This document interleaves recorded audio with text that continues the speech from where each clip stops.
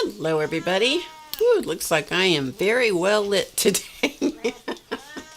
Oh, well, I have a few too many lights on. Just a moment.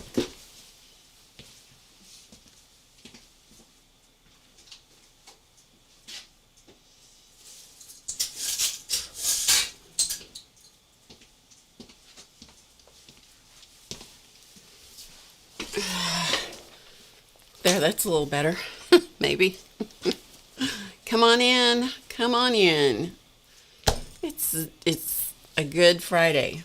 Literally and figuratively. Hello, Sharon. All right, come on. Come here. Come on. The noisy boy is here. The noisy boy is here today. He's not getting left out. He's not getting gypped out of his time on camera today. He missed it on Monday because he just did. He was too, I guess he was too sound asleep to hear me talking. Hi, Starla. I am feeling better. I probably still sound very nasally, but I am doing better. Hello, Susan. Oh, I'm so glad you're here. I'm so glad you joined us. Hi, Cindy. Let's see. I don't know. Sherry, did I say hi to you? If not, hello. Nanette, good to see you. Yeah, it's, imagine, it's Drama Free Friday. Hi, Linda. Hi, Purple Nana Linda. I am feeling better. I think I do sound better. I'm still a little, my energy finally is coming back. Oh my goodness. It's been a minute. It has been a minute. It's been a good 6.5 weeks. I don't know, 7 weeks. I lost track. Anyway, it's been a while. I have just powered through some days, and other days I just give it up and just didn't. Anyway, hi, Mickey. It's good to have you guys here. I'm sure that's true that I sound better than Monday. Hi, Debbie. Yes, it is a good day.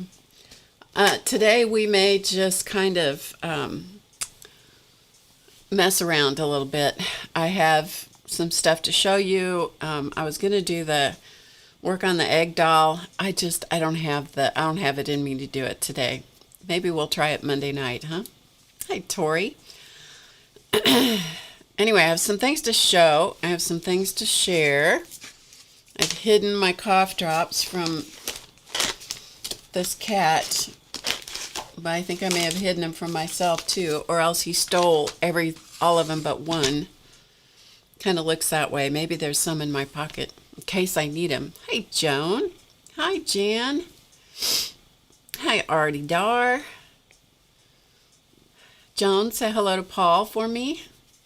It's so good to see you guys. Thank you for being here. Happy holidays to you too, Jan.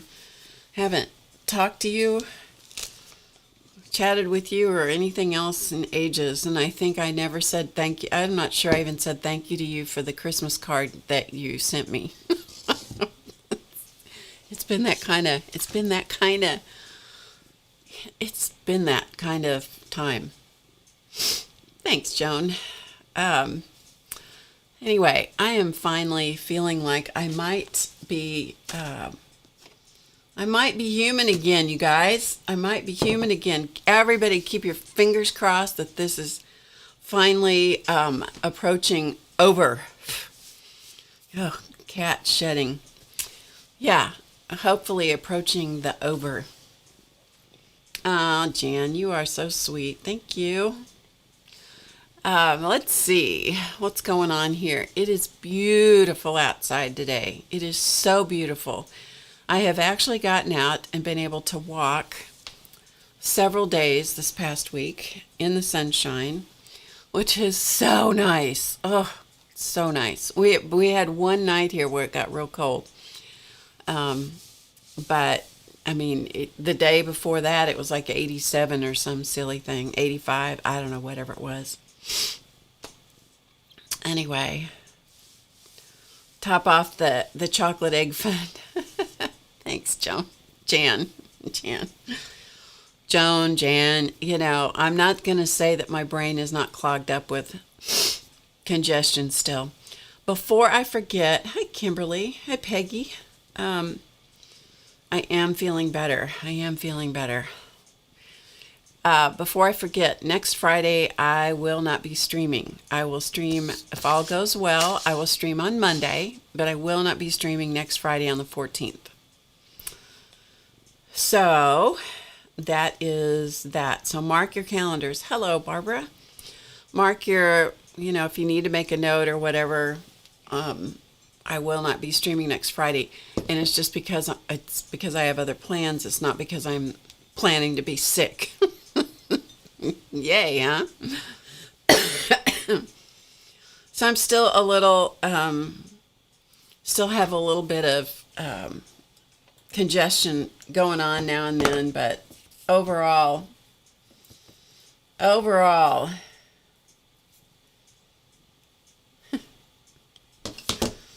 I'm doing okay. I still have to, sorry, I can't type and talk at the same time.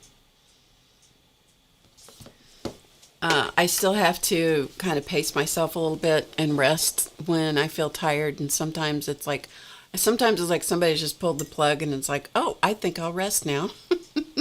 Hey, Jennifer. Anyway, all right. We'll see if we can manage to do something today. Jennifer, I'm glad you're here. We have a couple new people today. Jennifer and who was the other one? Hi, Diane.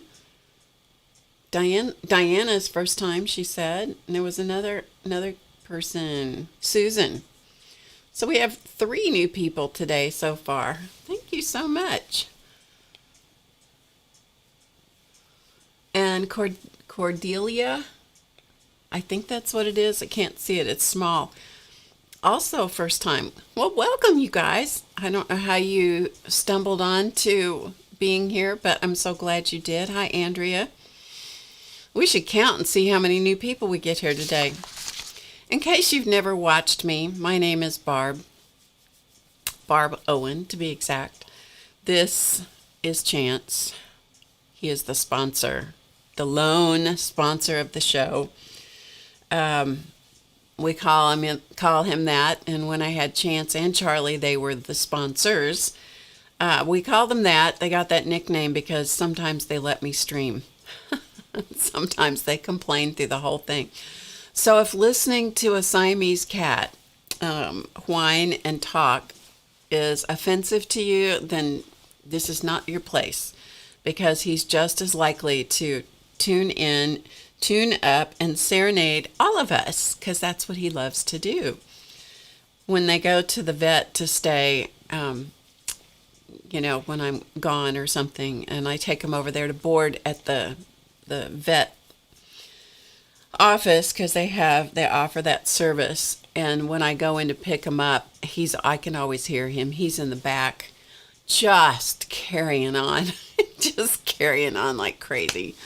And I'm like, oh, I'm here to take the whining Siamese home. You're going to be so glad for some silence. And they always say, oh, no, we love him. And I'm like, right.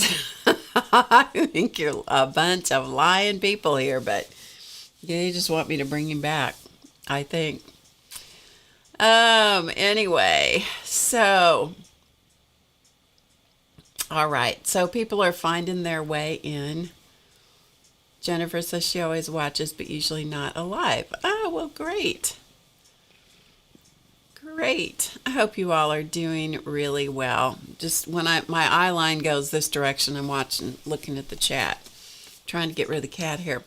Okay, so, I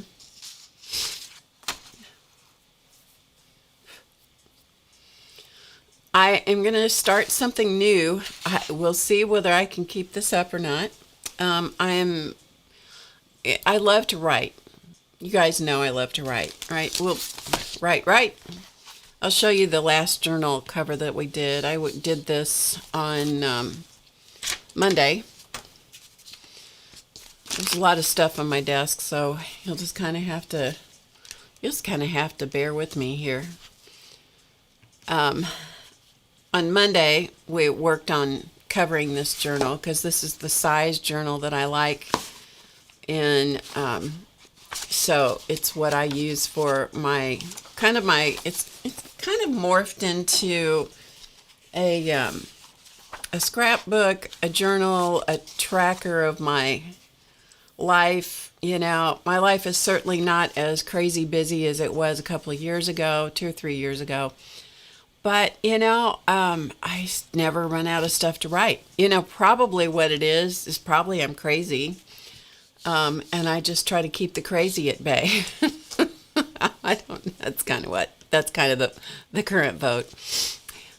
So anyway, here is the journal that I covered. This is covered in rice paper. And the rice paper was leftover brayered off paint from when we were doing jelly plate printing several weeks ago. And this was these were phrases. This one says banish clutter for good. Isn't that what everybody sitting in this audience wants, is to banish the clutter for good? And, you know, I thought, well, maybe if I slap it on the front of my journal and I read it every day, every time I look at this journal, maybe it'll stick. I don't know. I don't know where this came from. I think it was in some Happy Mail, or I tore it out of some, I don't know where it came from. Anyway, and then I embellished it a little bit. But it was this little orange happy face, and so I stuck it on there. This is my word this year, which is proving to be quite challenging, but, you know, nevertheless, I will triumph. This was a sticker that was in my journaling bag that I have no idea. I stuck my hand in the bag to get something, and that was sticking on my finger when I pulled my hand out, and I went, oh, okay, we'll just stick it on there. Anyway, so I thought I would show you that. But you can see I'm just gone into this new journal, but you can see there is just a plethora of writing, right? Yes. I never run out of things to write about. When people say their lives are too boring to have anything to write about, you know, they don't have anything to say, I'm like, I could fill a journal like that probably, if I wrote twice a day, I'd fill one of those every 2 weeks. Hi, Rhonda. Yeah, I would. Hi, Evelyn. I am feeling better. I am feeling better, Evelyn. Finally. I'm just checking the chat here. No worries, Rhonda. You're right on time. I don't know how we banish clutter, but it's always my goal. It's always my goal. Let's see. I'm just checking, keeping up with the chat here just from, hey, Dorothy. Happy Easter to you. Hey, ARH.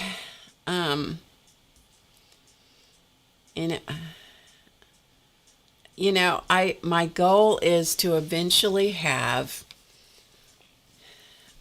a place for all the stuff, you know, like a home for everything to live in, and have it all labeled. I have a part of that's done, but I find I need to use the same size containers. They need to be clear on the bottom. They don't have to be clear on the top, but they need to be clear on the bottom. Labeled with what's in them, even at least a general idea so I know what's in them, and they need to be the same size as much as possible so that I have a fighting chance at finding my stuff, because the worst thing you can do is organize yourself and then you don't know where you put anything. If you organize by the stack method, you usually know what's in the stack. You know what I mean? You are covering me with cat hair, you rotten animal. Okay, so anyway, back to what I was going to say. A couple of weeks ago, I got this harebrained idea, and I don't know where it came from now.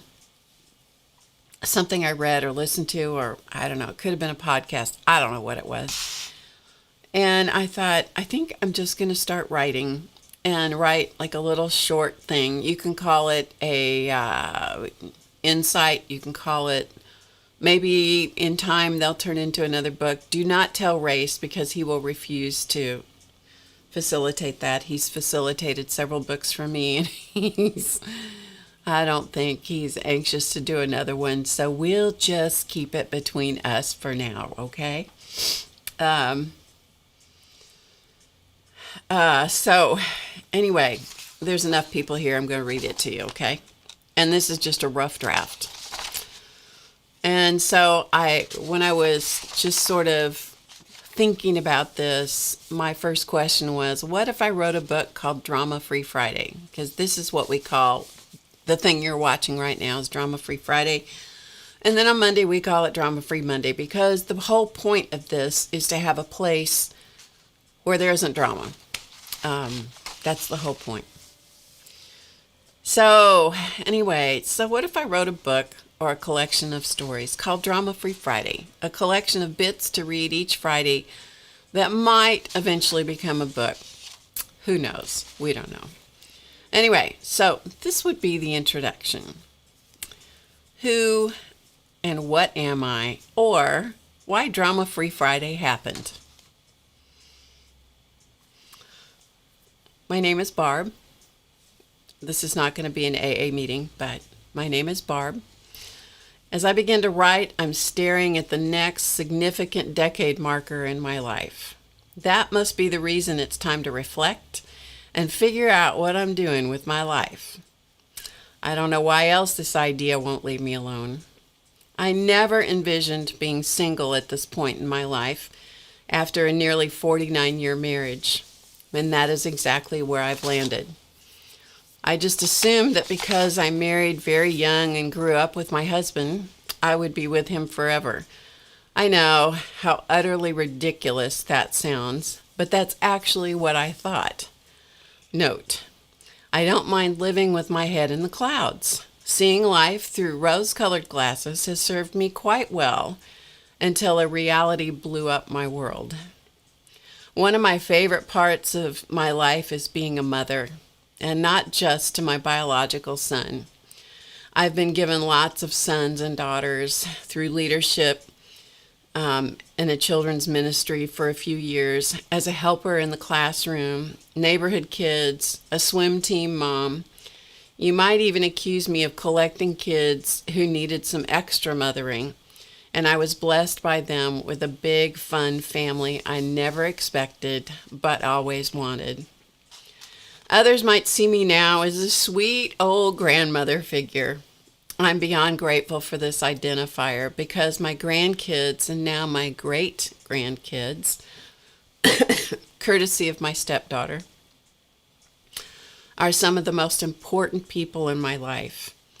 I've been labeled daughter, sister, and aunt, as well as a wife and caregiver. I've been known as a teacher, friend, musician, and a lifelong learner. I am deeply spiritual, although I choose to let my actions speak rather than my words most of the time. I intend to reflect the love from my Creator through my eyes and my heart with my choices rather than my speech.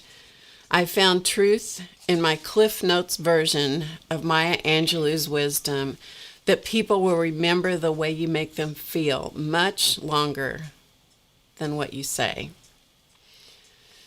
Years ago, I found myself in an unfamiliar space, as though I'd been dropped on an undiscovered planet. I felt isolated and with little self-worth. I wallowed in self-pity and destruction for a while. The internet was beginning to connect people around the world, and I needed to somehow find my equilibrium. What better way to do that than by utilizing this new thing I saw a few people tapping into? I bought a webcam, plugged it into my old laptop computer, and clicked Go Live. Only after that first click did I wonder what I had to offer anyone. I decided to simply see where it went. Although I've never actually surfed, other than online, in my mind I imagined that I was just riding a wave that was effortlessly carrying me along. It dumped me from time to time, but was always magic as I observed where it was taking me. As weeks became months, I realized that the magical experience held some responsibility. A word I wasn't very fond of back then. I only wanted a safe space, a little universe in which to talk to others like me who found themselves on their own strange planets. As time seemed to be gaining speed, I understood that we are all much more alike than we are different. We all need a safe place to be, even if we can't gather in the same physical space. We each crave encouragement and respect and the heart knowledge that we are worthy. That's where Drama Free Friday began. All of these many years later, the calendar may show Monday or some other day, but in my mind, when I click Go Live, it's always Drama Free Friday. It's a space or an attitude rather than a day.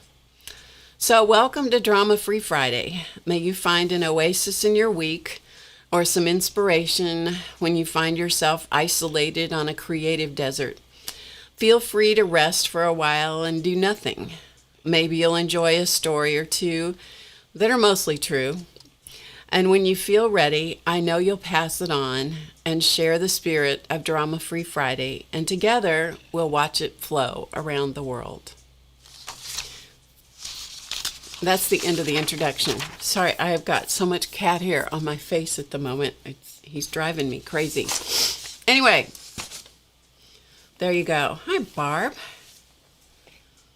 I'm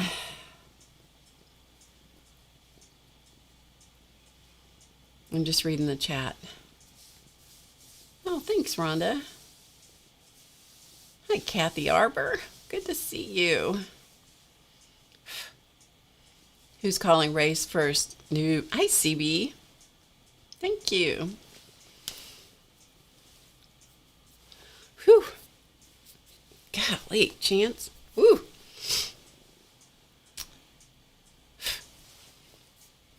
It hit your heart?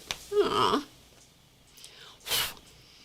I'm going to have to put the cat away. He's about to drive me crazy. He's blowing his coat and, yeah, making me sneeze. So you think you'd like to have more of those little bits and bobs to listen to? We'll see what I can do. I'm not going to shoot for one every time I stream, but at least I'm going to shoot for one maybe every week or so. How about that? Yes, yes, yes. Okay. Right. Story time with Barb, right? Okay. All right, let me put this cat away. I have some pictures and stuff to show you. We'll do that next.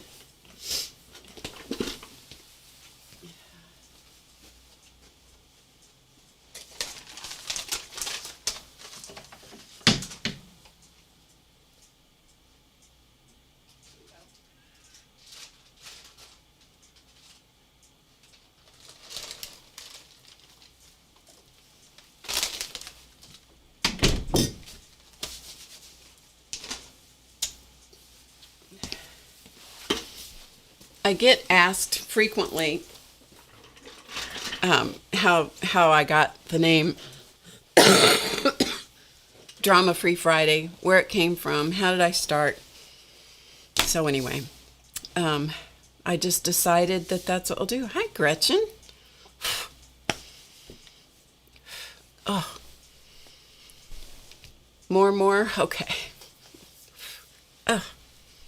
Man, I'm sorry. If you were here, you would see the cat hair is flying. Yeah, Chance is in another room. Whew. Okay. I have some things to show and share with you that today you may not learn a thing. You may just be hanging out with me. Is Becky here? There she is. Becky, I got an envelope for you. It looks like this. I just picked it up today. Is this for... I haven't opened it. Is this for Lena?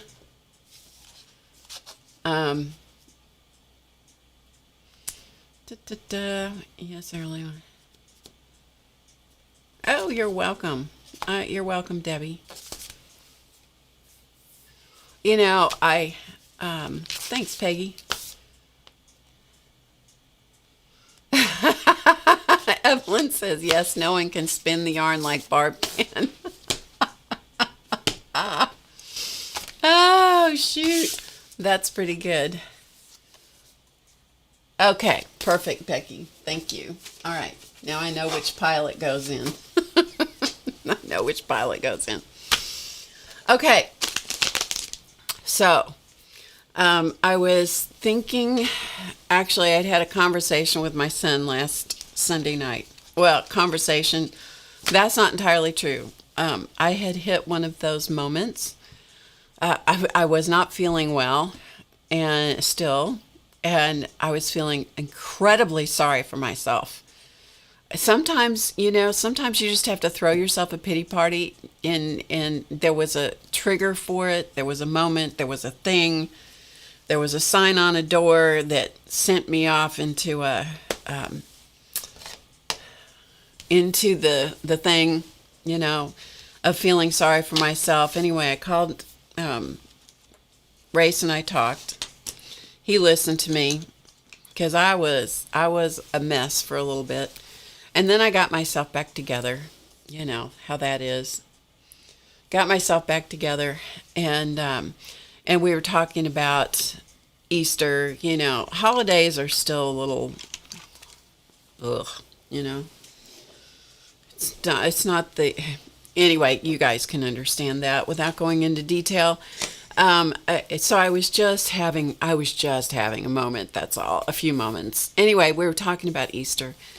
And Race was talking about his memories for Easter. And so I thought he was talking about how special it was that we dressed up and, that I made clothes. And I made, and I did. I sewed for ages. I tailored garments and I did all kinds of things. Made my stepdaughter's wedding dress and wedding party stuff. And, it was a whole thing. It was a different lifetime. And it started me thinking about taking Race from the time he was really small, he would go into the fabric store with me. And if you take children in the fabric store when they're little, they learn to mimic what you do. And what you do, if you're into fabric and sewing, is you touch all the fabrics as you walk around the store. It is a thing. You just do it. Anybody that's a sewer, Becky can probably attest to this too. It is a thing. It is what you do. You have to feel the fabric. And so even when he was little, he was feeling fabric and he learned to identify fabrics and things that he liked. So when he was about, I had this one very clear picture in my mind. He was probably, 10 or 11, maybe, I don't know. He was, grade school, upper grade school. And there was a store here where I lived called DMAR Fabrics. It was owned by two ladies. One was named Dorothy. The other one was named Margie. And so it was a combination of their names, DMAR Fabric. Or, depending on who you were the most, and you enjoyed the most, could be DeMar Fabrics. But anyway, he would go in with me. And it was just kind of a nice, locally owned store that had everything from nice fabrics, good quality, high quality fabrics to quilting fabrics and home deck stuff. Well, those ladies in there got so tickled with him because he'd go in there and we'd sit and look at pattern books and he would pick out things that he wanted me to make, and then we'd go around and we'd, look at fabrics and stuff. And so I think it was for Easter one year, I made him a jacket. It was like a bomber jacket and a shirt, and I don't remember if I made the pants too or not. I can't remember. But anyway, it was all kind of Easter colors. It was whatever he wanted. So I was looking in this massive trunk of pictures that I have because I am so disorganized in the realm of photos. At least they're in a trunk and not all in my phone. So there is that. And but I was looking in there trying to find that picture because I thought, oh, it was such a good memory. I think it was Easter. It was, but anyway, I thought you guys would enjoy it. I didn't find that, but I found some other stuff that I thought you guys would like. Hi, Annette. Yeah, it was one of those moments, Barbara. It was. Oh, man. Hey, Jan Terry. Winter shed for sure. Hey, Sherry. Okay, I think I kind of caught up with the chat there. So anyway, so I thought I would give you just some random snapshots into bits and pieces of my life. Not that it really matters a whole lot. If this bores you to tears, I understand. You can, find find somebody else who's streaming that's more interesting to you today. But one of the things in a house the last house that we lived in before we moved here, and I've lived here for 32 or 33 years, so it was the house before this, was a house that Clausman built. He was a builder, and he did all kinds of remodeling and repairs and that kind of stuff. This was a house that he built. And it was the first house. We were kind of pushed into a corner to get moved into this house. And so he did not build the cabinets. He bought the cabinets. Well, the cabinets were ugly. I mean, they were not nice cabinets. And so I lived in that house for a little while. And then I thought, there was a lot of cabinets in this kitchen. And I was into decorative painting at the time. I really enjoyed, and it was all oils. Acrylics were very frowned upon at that point in time. And so I thought one of the things that I really love to do is rose mauling, which is a Norwegian technique that I had learned to do. And I thought, this is how my brain works. I get just a harebrained idea and I go, oh, I think I'll paint all my kitchen cabinets. And so I did. And it was like, oh, not only am I going to paint them, I'm going to do rose mauling designs on all of them. So, and a lot of people thought that they were wallpaper, and which always was just a tad bit offensive. But anyway, so I'm going to show you one of the pictures, and I have several pictures. The first one I'm going to show you, there is one of the cabinets is very blown out with the light. But anyway, I just thought you might enjoy seeing what it looked like when I did oil painting. And this is, sorry about my hands. My hands are so dry and cracked and yucky at the moment. But this is Telmark rose mauling, and somebody who really was into rose mauling would probably say that was crazy and it didn't look like rose mauling at all, but it worked for me. Anyway, so that's a part of the kitchen. It was a kitchen with a lot of cabinets. Okay. And then I'm going to block out all the people here. This was a cabinet right here that was above I think it was above I don't know if it was above the refrigerator or it was above the stove. I can't remember. Anyway, that was where I started. So that was the first one I did. And each pair of doors, the designs were the opposite. Let's see if you can see. So the designs were flipped, which is not typical of Telmark rose mauling. Anyway, so I didn't want to lose this, and so we took that cabinet, Clausman took that cabinet off the wall, moved it over here, built some shelves that, to make it look like it belonged there, put a shelf across the top. All of this stuff that's hung on the wall here, this is all stuff that I either painted or made or was significant in some way. Like this is a tray. I still have this and this and this. This is a piece of rose mauling. This was one of the Morton Salt girls.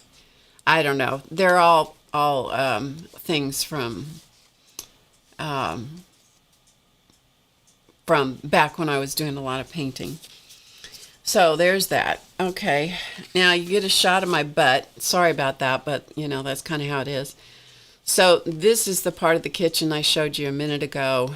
This is on the other side of the sink. I never did get the lower cabinets done. We sold the house before I got the lower cabinets done. I did get all of the upper cabinets, all the upper cabinet doors painted. And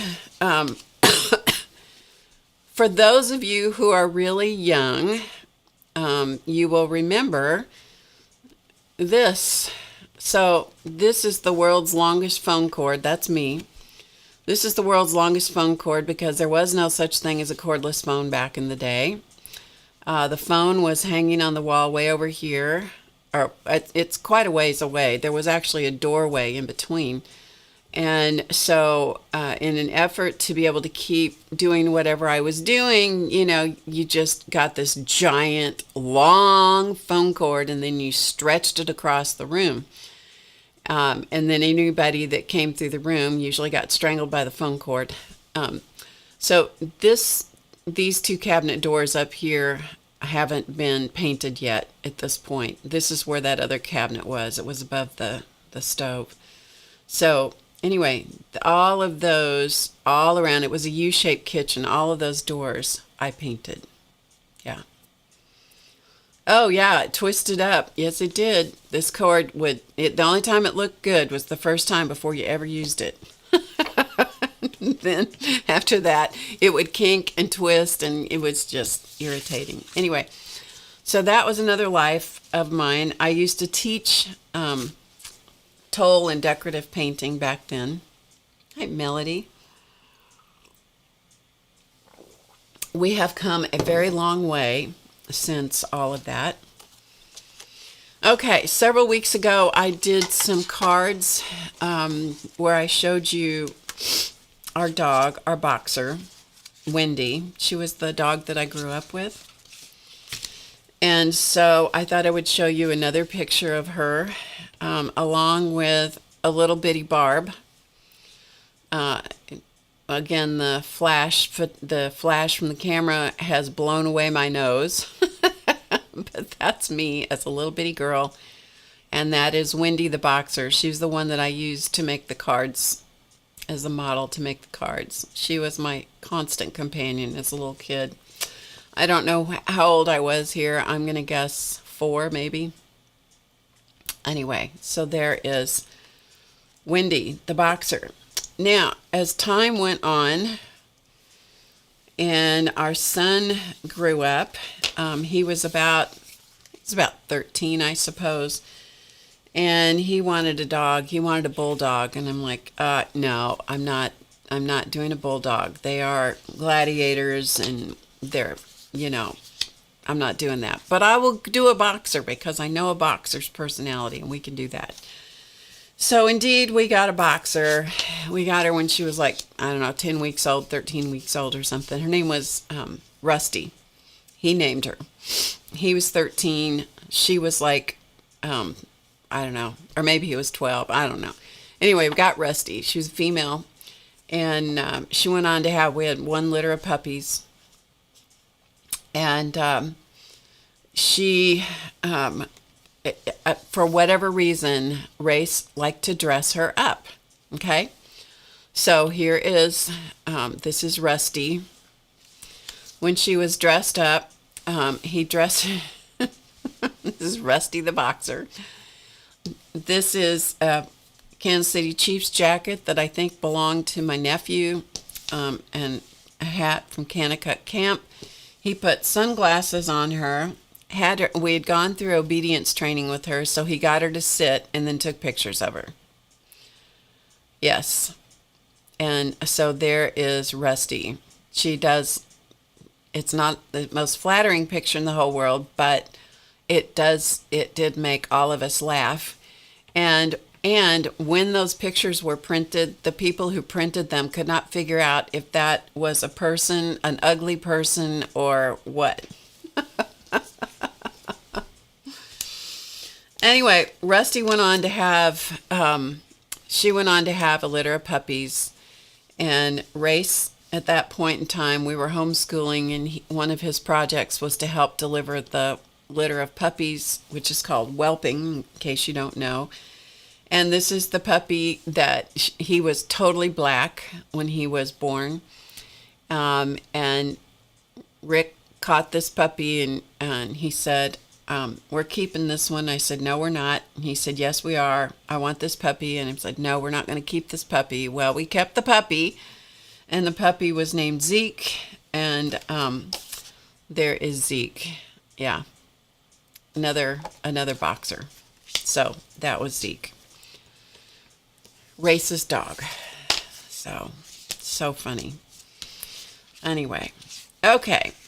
I told you I did lots of sewing. And one of the things that I like to sew were, when he was little, when Race was little, I liked to sew costumes for Halloween.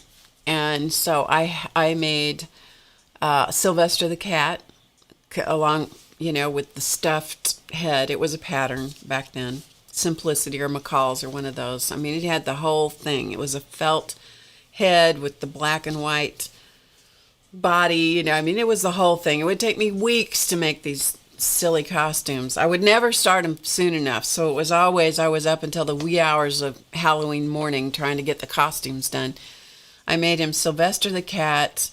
I made him an Ewok. That was back when the what was it? Star Wars, the movie that had the Ewoks in it, which I thought were so adorably cute. So I made him the whole Ewok costume. And there were other ones, but this was the first one I thought I would show you. This was when he was in nursery school. He was 3 years old. 3 years old. He was a good doggy, Linda. He was a great dog. Hi, Joyce. He was 3 years old, and he did not at all approve of this costume. You can tell by looking at him. And, of course, that's me. And I am very determined he is going to wear this clown costume, which had a hat. I'm putting the collar around his neck. I thought he was absolutely adorable. He was not having it. He's trying to pull it off right there, as you can see. He is not happy with his mama. He is not happy with the costume. He wants it off right here, right now. Hey, Carla. Hi, Tracy. I know, isn't Rusty funny? Oh, my goodness, she was so funny. Carla, it's good to see you. Hi, Journey. Yeah, so look at that little he is not happy with me at all. Not even kind of sort of happy with his mommy. And his mommy was determined he was wearing that costume, and by golly, he did. Until he refused and said he was taking it off, and so we did. He eventually, later, I don't know if it was later in the evening or the next day or whatever, decided it was okay. So we did get some use out of it, but oh my goodness. Anyway, hey, Tam. Hi, Kathy. If any of you did miss the first part, you might want to scroll back a few minutes, and I started a new segment. We'll see if I can keep it up. I don't know. But anyway, I read a story to you earlier, so you might want to go back, and you can scroll back in real time, or you can watch, do it later. Anyway, one of the things that these are just because I'm finding random pictures as I'm going through, but I thought you guys would get a charge out of this. One of the things that I was determined about was that my son, and stay tuned, the really good pictures are coming, by the way. I shouldn't even show you, but I'm going to. They're pictures of me. One of the things that I was determined, because I'm not a swimmer, never was, I was determined that Race was going to swim, and he was going to swim well. And so I took him from the time he was, I think, 11 months old to swim lessons, which were the Mommy and Me swim class. And so I started that with him, exposing him to the water and all of that, and always had him in swim lessons every year. And so this is where we began. Okay, so this is me. This is the Mommy. And this is Race, and he is as happy as he can be swimming in that water. He loved it. The child was a fish from day one. Okay? So you fast forward a lot of years, and this is Race right here in high school. He was on the high school swim team with the tiniest little swim trunks you have ever seen, ever. That was a little shocking for me to get used to. I adapted. They actually, all those boys had some pretty nice figures in those little tiny skinny swim trunks.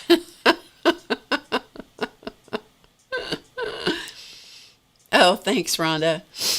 Yes. Do you know that when they do their last chance swim meet, because he was a sprint swimmer, and when you do the last chance swim meets and the state swim meets and all that kind of stuff, they have what are called paper suits. They are super duper fast, no resistance in the water, but they're called paper suits.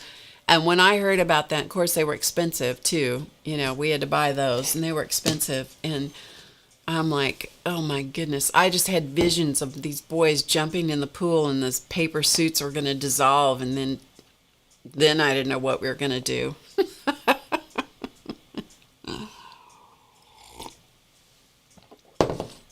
Anyway, so it was worth the time that we spent with he swam on the swim team, the high school swim team, for 3 years.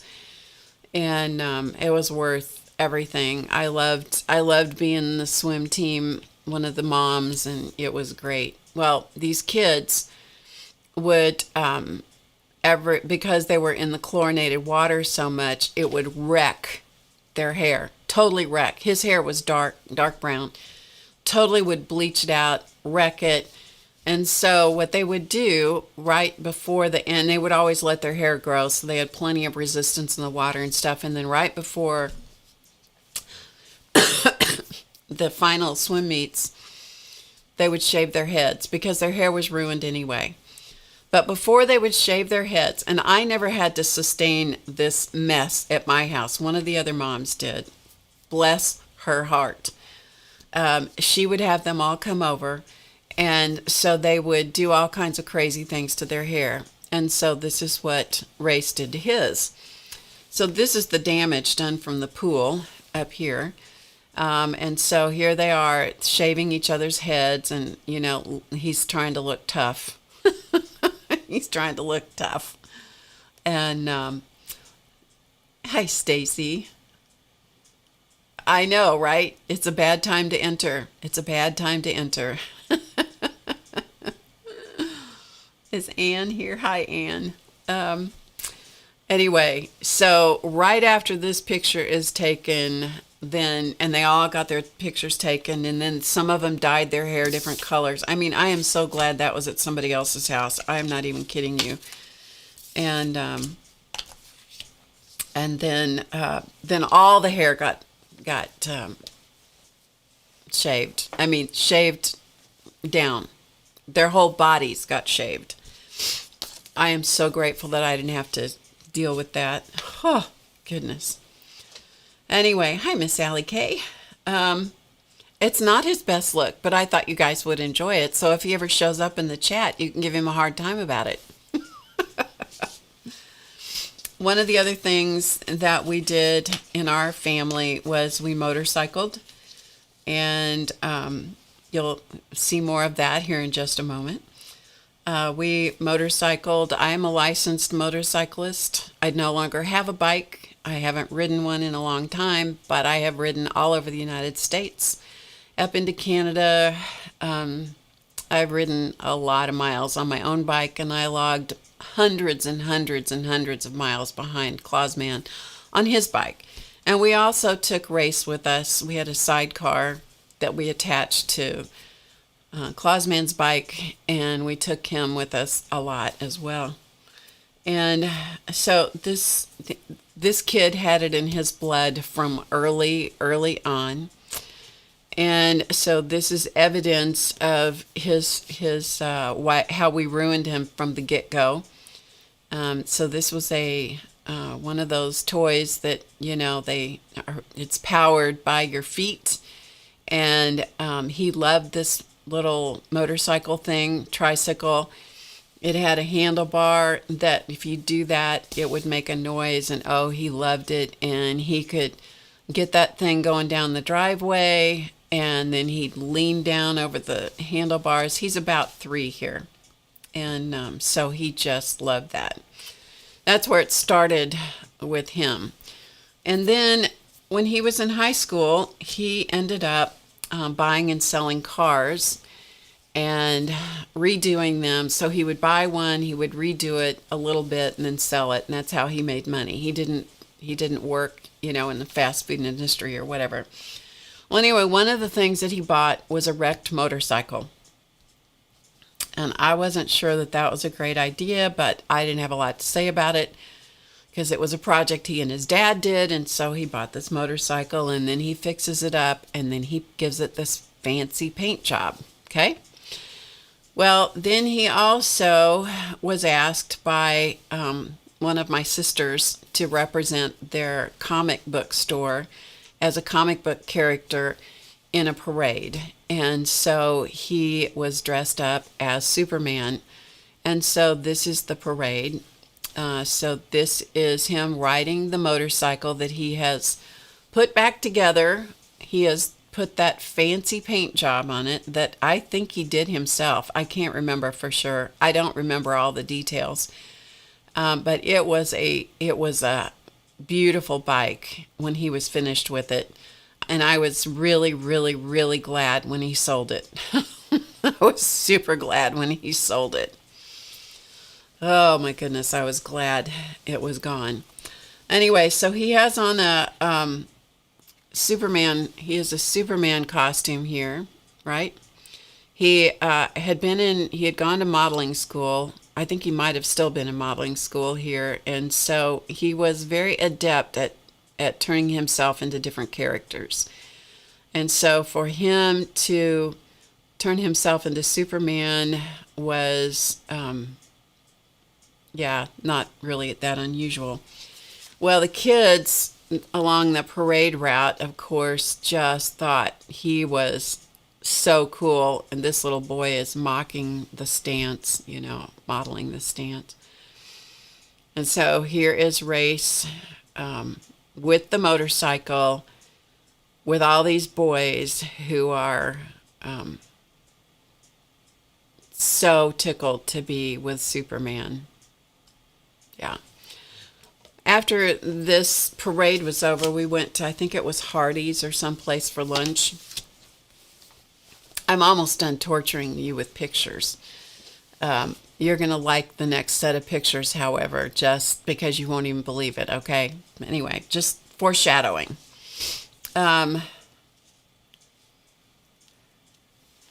Dorothy had a Lambetta and took it onto the continent, traveled through Holland, Germany, and Denmark in 1956. Good for you, Dorothy. You go, girl. See, we all have lives that we slowly let you know about.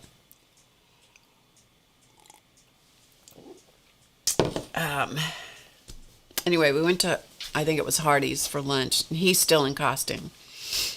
This little tiny boy, I don't know, he was big enough to talk, but I would guess he was maybe 4 or 5, and he walks up to Race, who is, he's kind of he's in costume, but he's kind of out of the character of the moment because he's had to go through the parade and, watch keep the motorcycle, which is going very slowly, make sure that he's keeping it upright and all that. This little boy comes over and he says, "Are you the real Superman?" And Race says, "Well, what do you think?" And this little boy says, "I think so." And he is his eyes they're saucers, they're so big. And so when the little boy got ready to leave, Race says, "Young man," puts his hands on his hips like Superman. He says, "Young man, go forth and do good. This little boy goes, okay. Okay. All right. So, now, remember I told you that I was a licensed motorcyclist. When you are a licensed motorcyclist, or when you are a motorcyclist, you learn about wearing black leather. Okay? He was handsome, wasn't he? Okay, Rhonda, thank you. Big hugs. You learn about the importance of leather, and that leather slides a lot further than your skin does if you get dumped off the bike, which happened to us.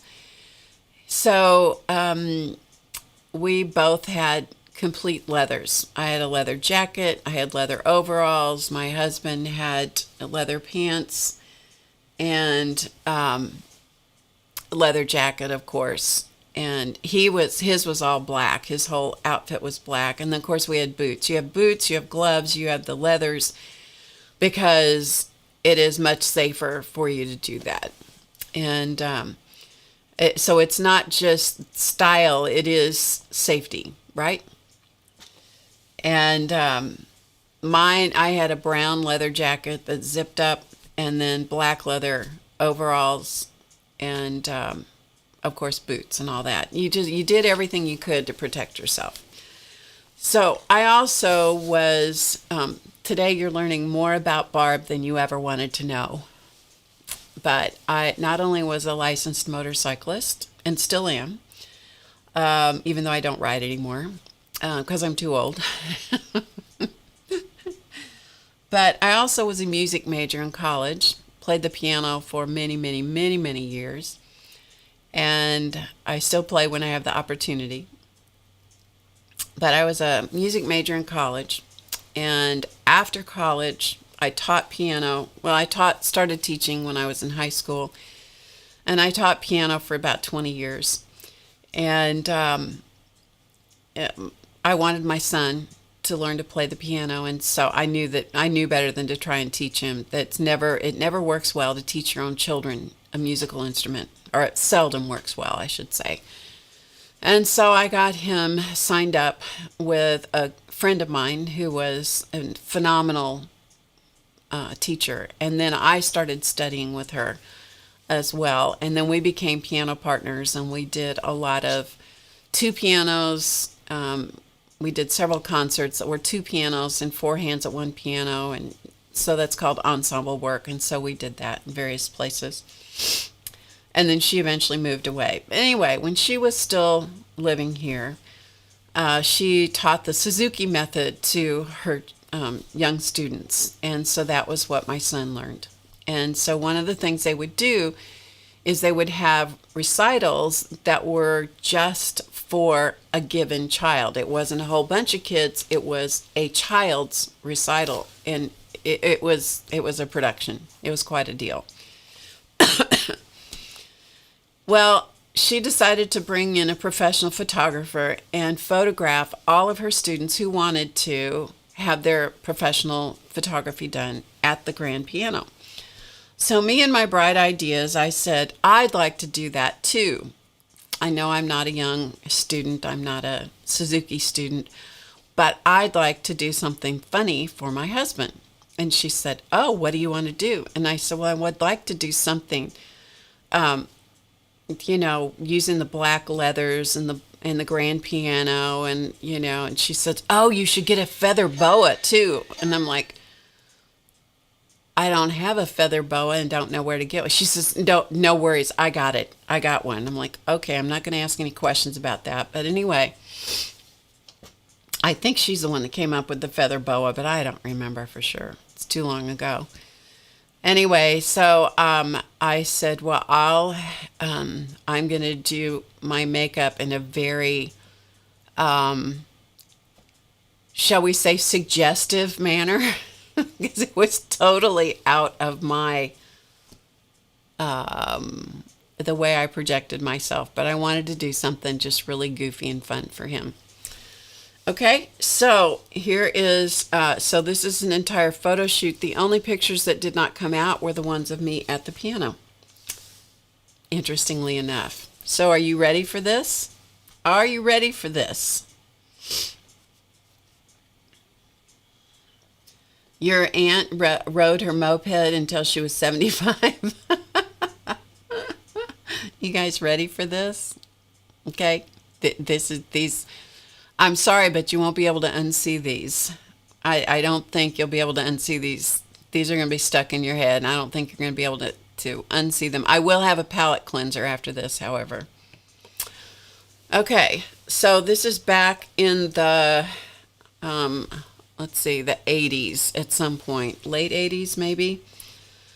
As you can tell, my hair is much darker, and these were the days of the curly perms, and so I have been freshly permed, and I put on the heaviest makeup that I could. Okay. All right, there's a whole series of them, so prepare yourself. So here I am, much thinner back then. In my black leather overalls, in a silk blouse. Andrea had that hair. Several of you had that hairstyle, I see. Yes. And so how I am kneeling on the floor in these pants, I don't really know, but that's where I am.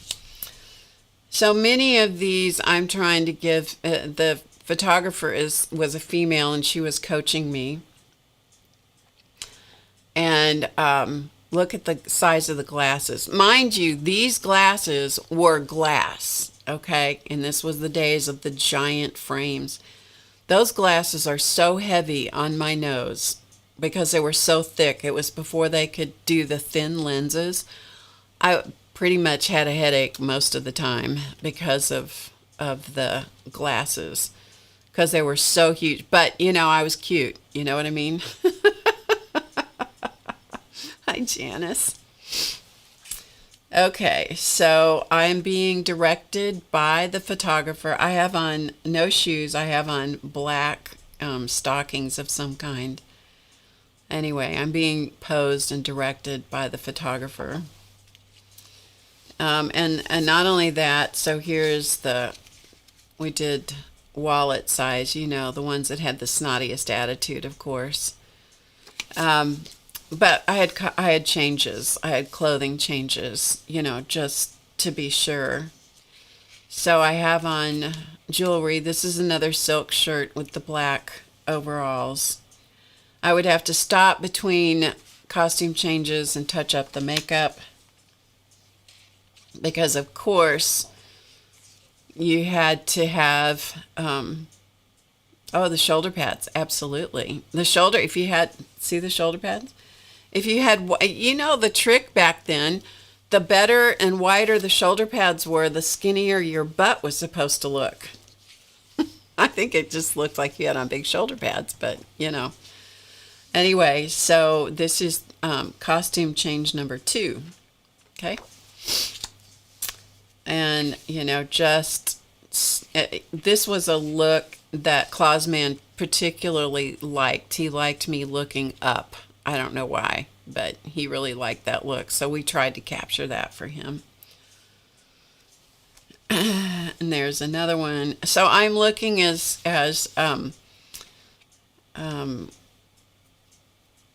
yeah, you know, I won't tell you what I was trying. You can all read between the lines what character I was trying to portray. Yeah, that was back when my arms were real thin, and, you know, my body was real thin. I wish the ones at the piano had turned out. It was back when my hands didn't have spots on them. You know, my face didn't have spots on it. You know, it was back in the day, you guys. It was back in the day. Okay, and then there's one more set of pictures coming up here. So costume change number 3. I mean, we had more fun with this stuff. So here you go. Okay. So here we go with the feather boa. So I've ditched the shirt completely.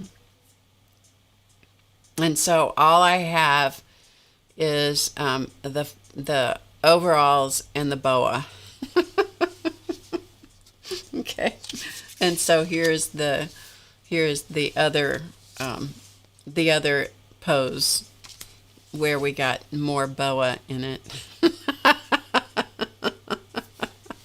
So I just thought, you guys would, since I found all those, I mean, these pictures kind of disappear for a while, and then I'll find them, and then they disappear again because I chuck them back in the trunk again. Right about now, I really wish that I had been a scrapbooker in my lifetime, because then I'd have all these pictures organized and stuff. But no, I wasn't. You see where he gets his modeling from? Okay, so now we're going to cleanse your palette. We'll get all of that out of, so you can have something good to think about. I just thought you would enjoy a palette cleanser of Chance and Charlie.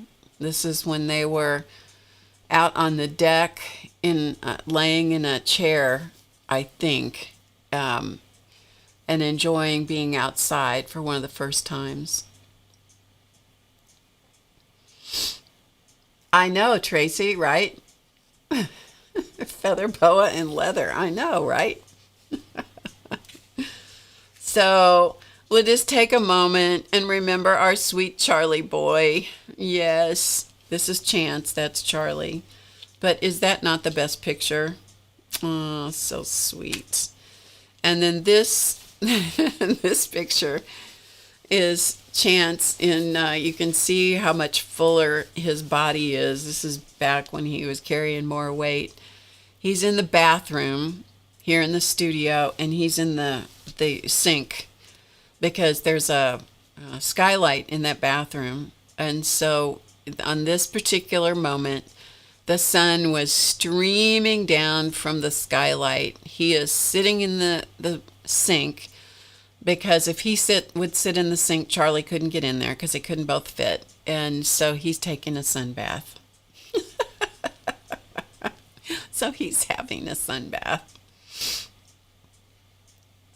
Yes. They were pretty classic glamour shots, that's for sure. Anyway, so that was that. Let's see.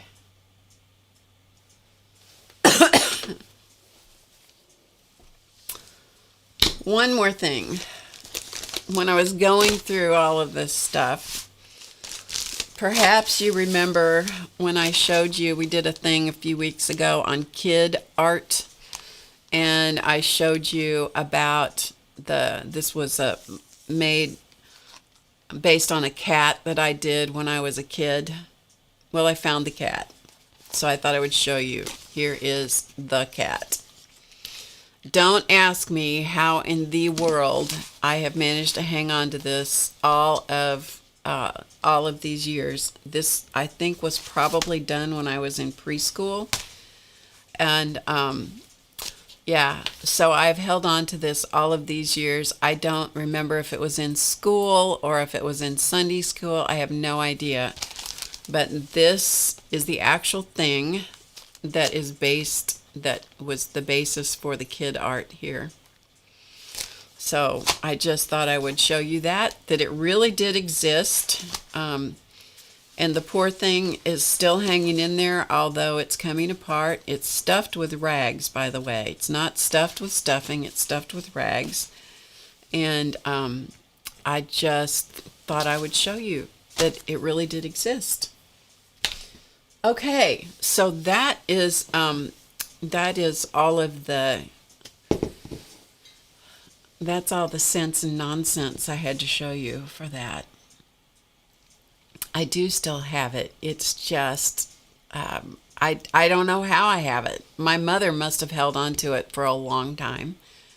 And then somehow, it was one of those moments where she says, here, you can have this. And it's like, okay. And then I don't know why I chucked it in a drawer or something, is because I don't know why I didn't throw it away. I really don't. Anyway. All right. Anybody have any questions for me at this moment? I don't even know what this was supposed to be. You know, what are you supposed to do with this thing? I don't know. I think you take something like that home and then your mother has to keep it. Streak of creativity started early. Yeah. I don't know what you're supposed to do with it. Hi, Alicia. I am feeling better. I am feeling better. Hi, Yvonne. Good to see you in the chat. I am feeling better. It's been a fat minute. It's been a fat minute. But I'm feeling better. Trying to think if we want to do something, or I'm looking to see if there's something we can do that I was going to do some cards today, because I'm really just not in the mood to do the doll. I'm just not. Oh, I'm glad you like it. I'm not in the mood to do the thing there. If you'd like, maybe we'll see if we can do a card. You want to see if we can do a card? I don't know if we can do one or not. I was watching Sandy Allnock this week.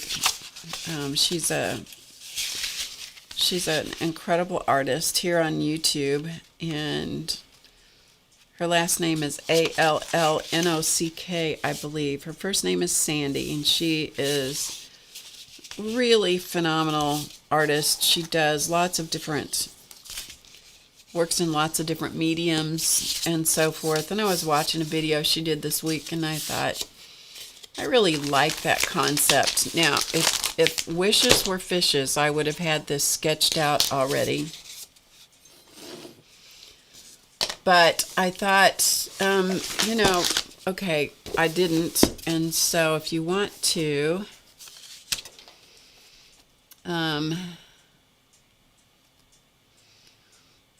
most things we made when we were young were the mom crud. I gotta hang on to this. Yep, you do. That's right. You gotta hang on to it. I thought maybe what we would do, if you want to, is we would use this book that I have, and we would see if we can draw a lily and just kind of play with the concept of this lily. If you want to, if you get bored with this and you don't want to hang out here, that's okay. All right? But I thought I would show you this book, and then we'll play around with it a little bit. So this is Florals by Hand, How to Draw and Design Modern Floral Projects by Alli, A-L-L-I, Koch, or Koch, I don't know, K-O-C-H. You could pronounce that a variety of ways. Anyway, she has a number of flowers kind of stepped out for drawing purposes, and I thought, well, since it's Easter, maybe what we'll do is we'll draw one in colored pencil. So I have some craft card bases. I have a white Prismacolor pencil, and if we don't like it, we'll cover it up.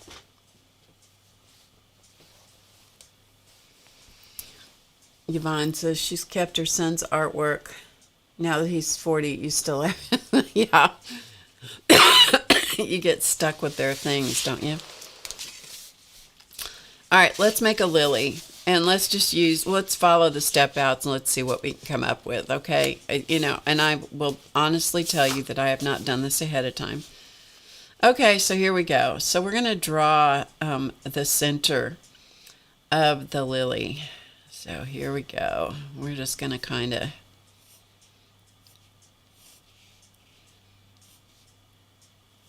Okay, so we've got the center. And then we're going to add the small seeds to the ends of the lines from step 1. The shapes of these seeds can vary. So, all right, let's do this and this and this and this and this. Okay, so we've got some seed heads on the stamen. Okay. All right, let's go to the next one. All right, draw one main anchor petal at the bottom of the center. There, she's calling them filaments. I don't know about that, but anyway.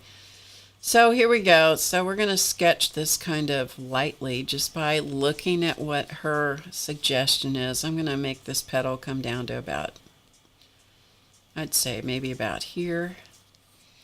So this is kind of a heart shape, like so, give or take. So we're just working on the sketch part of it.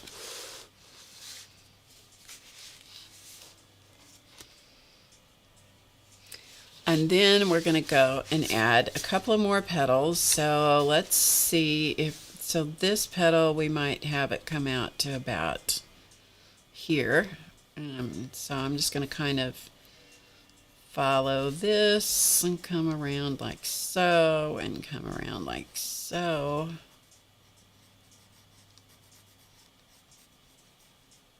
Like that.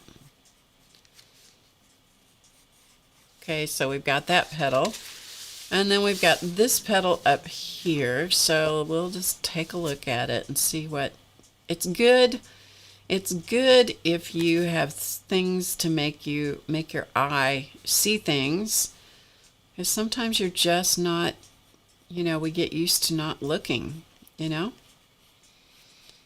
and it's good if you have to see the thing and draw the thing. Whether it's perfect or not is irrelevant. Okay, so we've got another petal.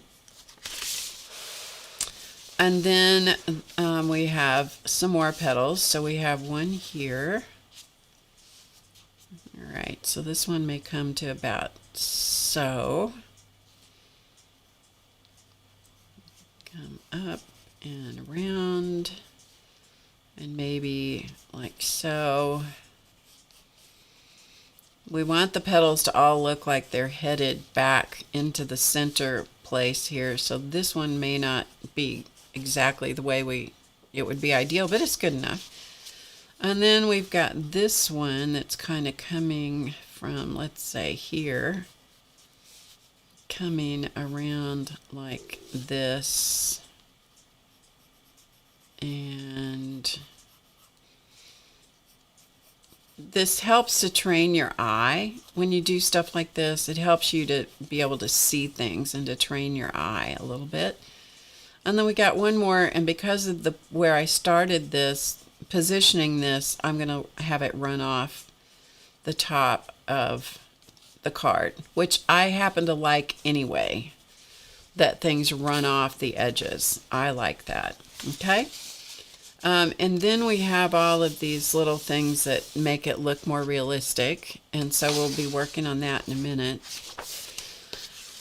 And so let's add a stem. So I'm going to put the book away here.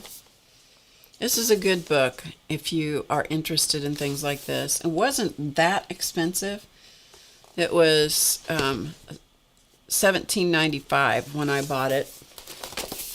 I probably got it from Amazon, but I don't remember for sure. Okay, so let's add a stem. So let's just kind of add a stem in here, and then maybe we'll add a leaf. That kind of comes, and I'm not looking at any reference now, so this leaf, the leaves that I'm putting on here may have absolutely nothing to do with reality whatsoever, because we're just kind of We're kind of winging it now, folks. We're just winging it. Okay, so we've got a few 3 leaves and the petals. Okay, all right. So now what I'm going to do is I'm going to undercoat this with white. Okay, so I'm going to undercoat it with white. And we'll see how this goes. Now, when you're undercoating with colored pencil, these are Prismacolor pencils, which are, these are a waxed base colored pencil. And when you do that, you have to be careful that you don't press so hard that you end up sealing the paper. And so what we're going to use this white pencil for is to help block the background a little bit. And so we're going to put the white pencil, the heaviest part of the white pencil, in the area where there would be a highlight. So let's go back to this this image right here, because this is the one that's going to show us the most about where the highlights are. Okay, so the highlights are the lightest areas in here. So we'll start up here with this one. So that's where we're going to have the most white, but I have to be careful that I don't go too heavy and put a coat of wax down on this. If that happens, then I'm going to have to get out the paint thinner or Gamsol, and I'm going to have to, work it over with that. I'm going to try to do it just with the pencil here, but we'll find out. This may or may not work. This may just be practice. You know what I mean? This may just be practice. So I'm using the direction of the strokes of the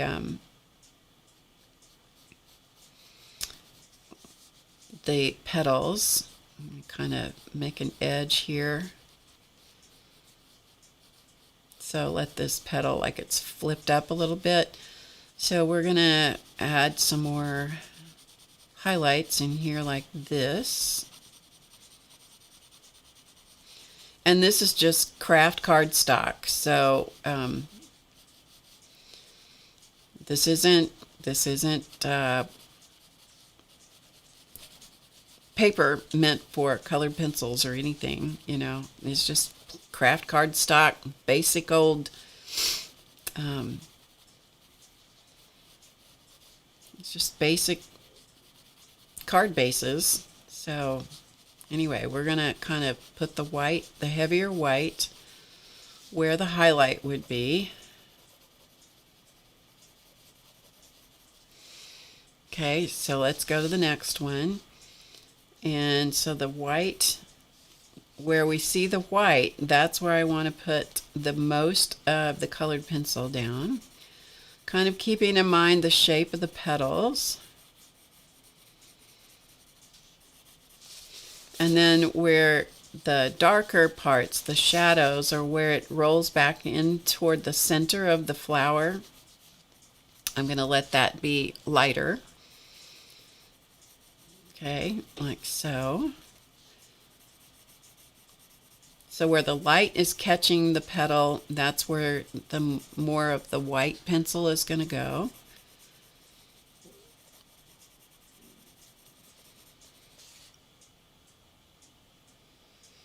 Are you guys still here? I'm just checking, making sure we have, well, it would be helpful if I could spell the word test, wouldn't it? Okay, we're good.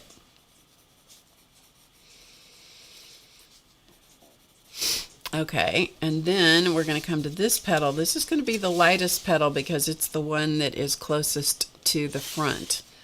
So this is going to be brighter. Brighter than the other petals. But we still want to keep some shadow, especially back here where that petal rolls back in toward the center of the flower. But the rest of it can be whiter and brighter than the other petals because it's the one that's in the front, closest to us.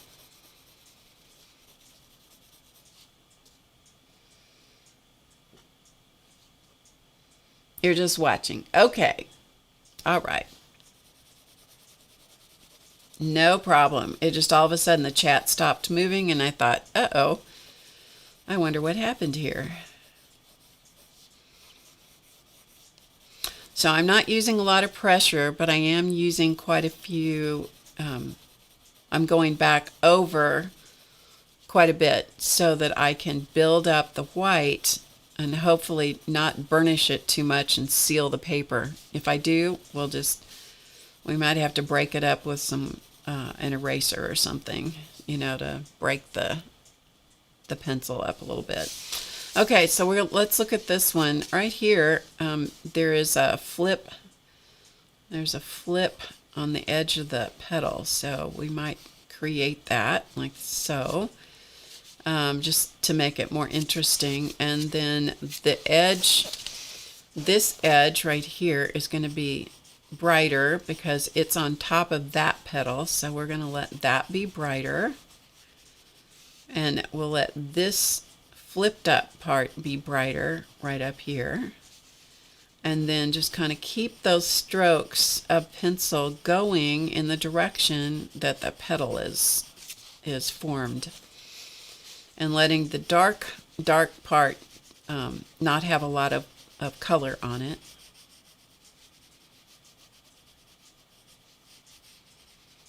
Okay, kind of like so. Sounds all right. Got that. You're all drawing lilies? Okay, good.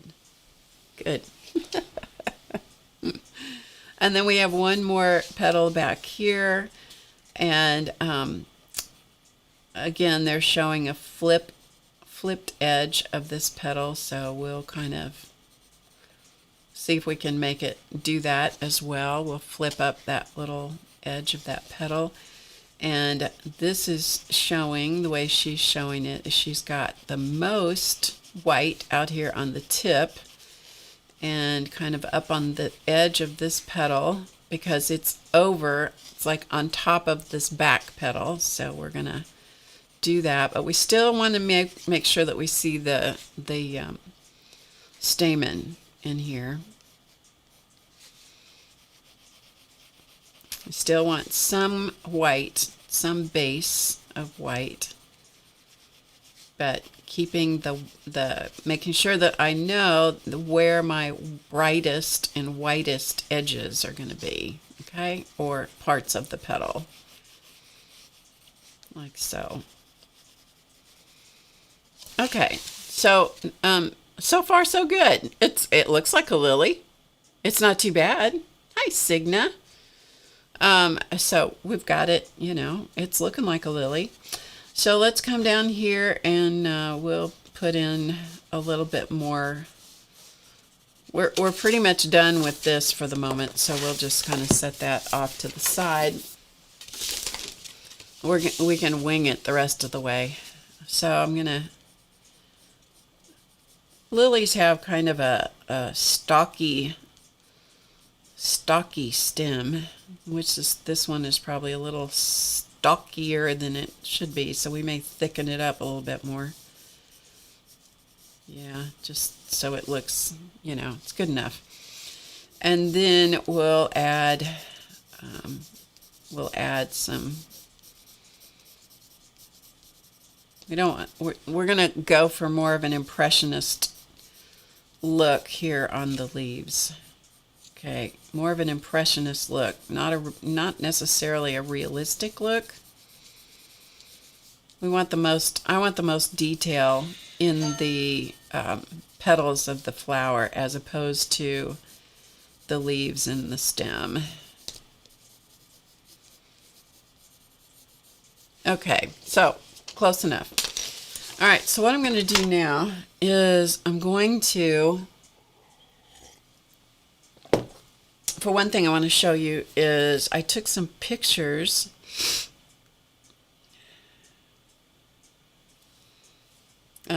I'll show you here in a second.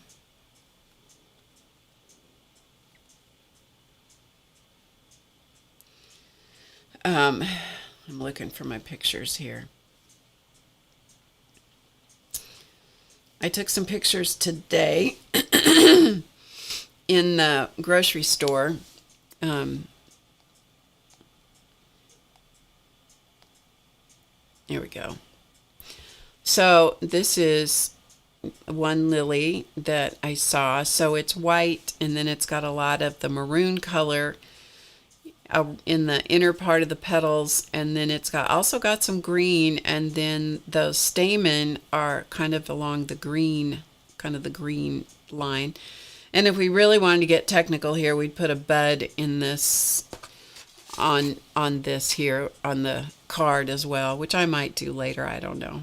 And then here is another one that I took. This was at the grocery store today. And so this is a white lily, but it's got lots and lots of green in it. So that's interesting. But I think the one that's the most interesting, I have glue all over my finger. That's kind of really disgusting. Yeah, we'll get that off so you guys don't have to look at that. This one is the more interesting flower. So maybe we'll play around with this idea. So let's get a maroon color, and then we'll see what we can do. Okay? We'll see what happens. So we'll set that off to the side. So Prismacolor pencils. We're going to have to kind of sneak up on it. You can't just jump right to the dark. The darkest maroon color is Tuscan Red that I have. I think, pardon me, I think we will use, let me see, this is an eraser. This is good. We have an eraser in case we need it. I have another colored pencil color that might work here.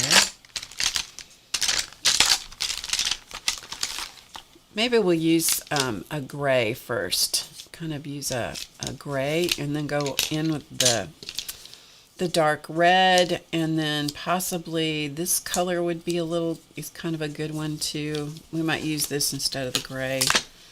This color is mahogany red, so we'll see. We'll see. And then also some greens.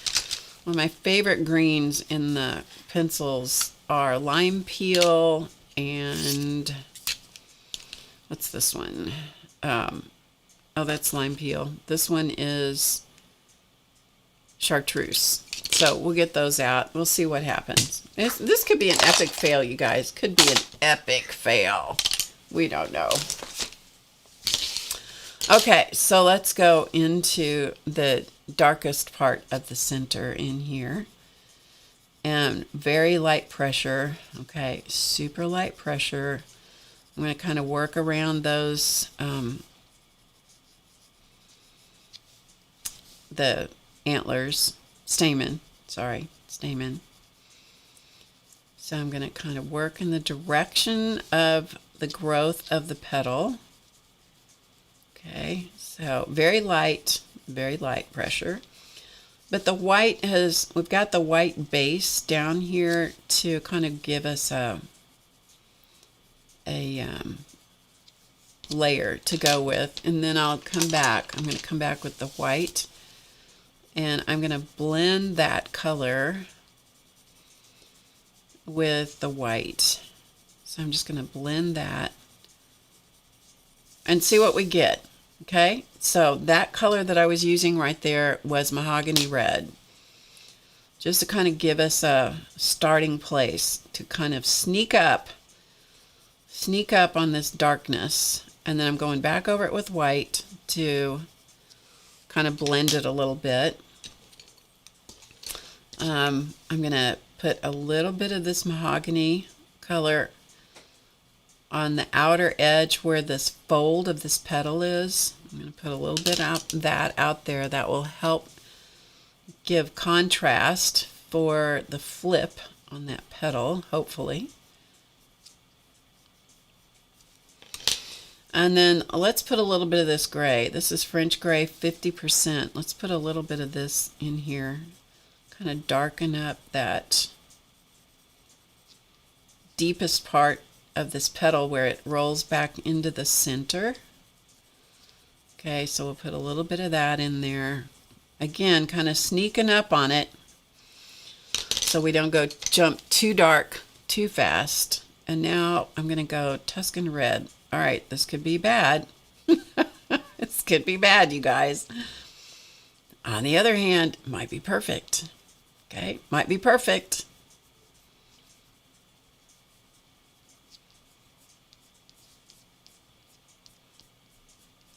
So I'm just going to put some streaks in it. Okay. Trying to avoid that seed head. Okay, and then I'm going to come back with the white again and emphasize the edges of those petals, or that petal. We're only working on one petal at the moment, Barb. Yes, we are. One petal. Okay.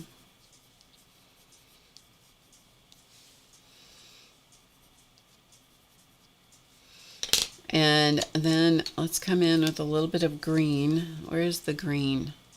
The green's kind of really deep in here, where it's really deep into that petal. That's where the green seems to be concentrated.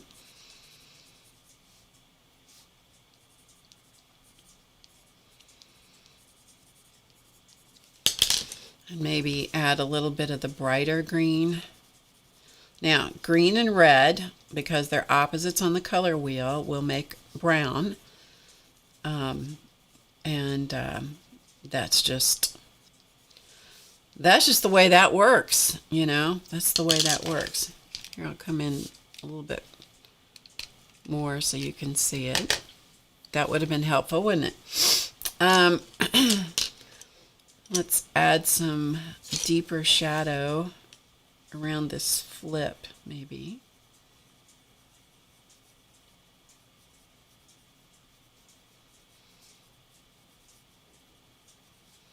I don't know if you like stuff like this, but I think it's kind of fun to just try something you've never done before. And what better place to try it than live on the air, you know?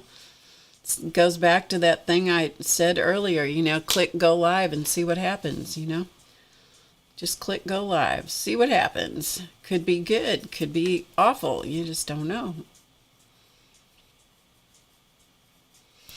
So back and forth, re-emphasizing the light edge.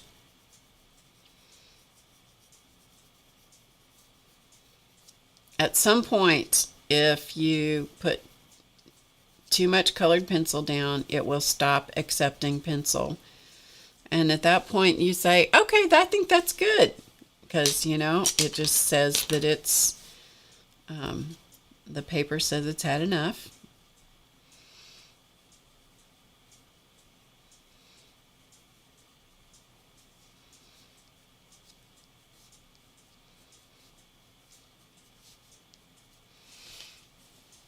And it is colored pencil, so it's not going to look like paint. I'm keeping it kind of streaky on purpose so that we can kind of maintain that feel of those petals that have some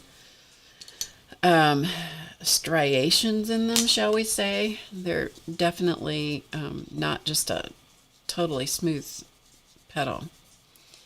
All right, let's try this one. I'll have to come back and emphasize the stamen again later, but we're gonna give it some of this dark color in the darkest kind of shadow areas. I hope you guys are having a fun day today.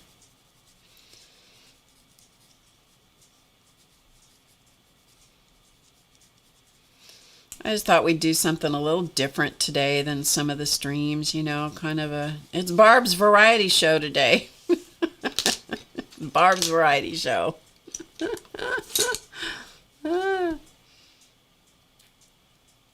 Kathy sold her motorcycle at 62. Yep. Yeah.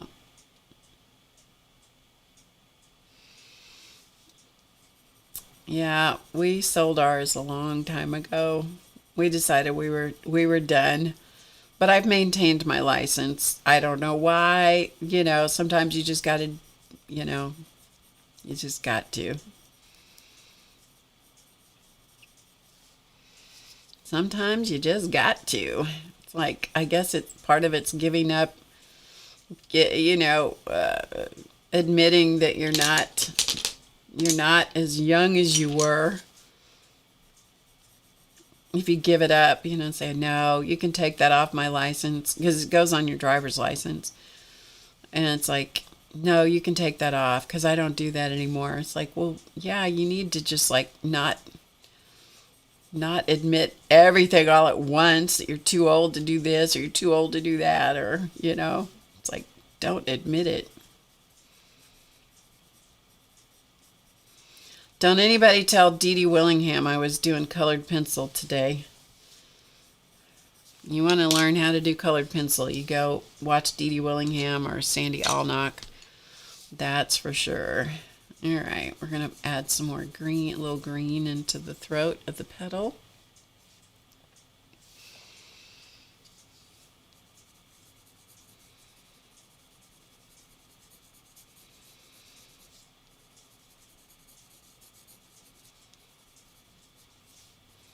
Add a little green up in here.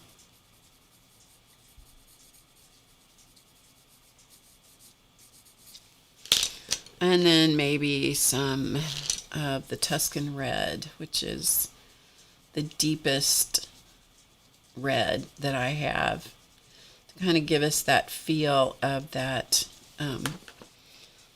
deep, dark red throat. And look at those dots on those petals. We'll have to see if we can do that.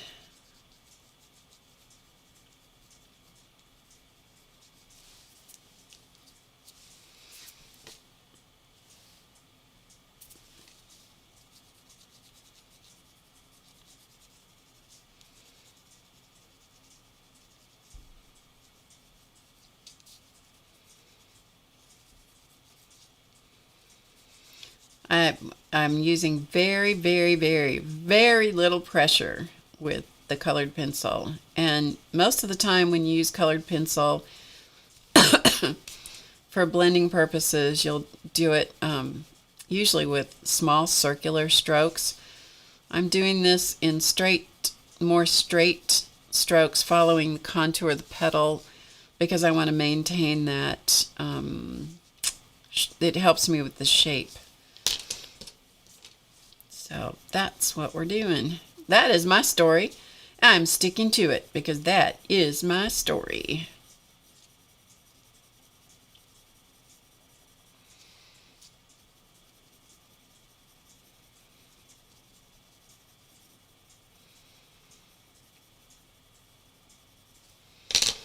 And maybe a tiny little bit of this kind of bright green, just to continue that green theme.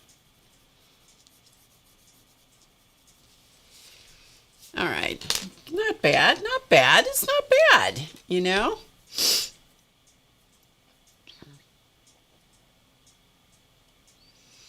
All right, let's go to, how about this petal over here? What do you say? Shall we do this petal? So I'm going to come around the front petal, because that is the one that's catching the most light, So we're going to come around that. The most challenging part of anything like this is to get contrast in the petals, so they don't all look the same and they don't all turn one color, because that can happen where they just turn one color and you're like, well, shoot, now what am I going to do? Well, sometimes you don't have a choice but to start over, because sometimes that's the bad news. All right, So we're going to come back in with this French Gray 50%. I don't have the complete set of the Prismacolor pencils. The set that I have is just pencils that I've bought over the years singly.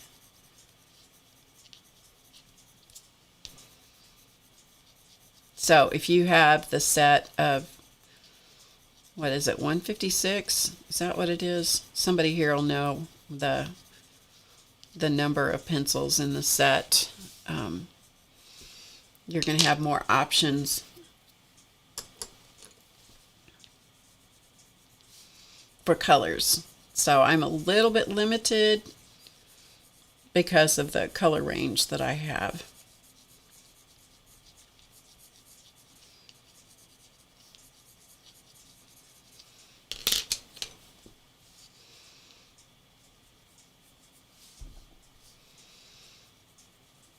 But even a flower that is white, and this one is not totally white, but even a flower that's white has a lot of other colors in it.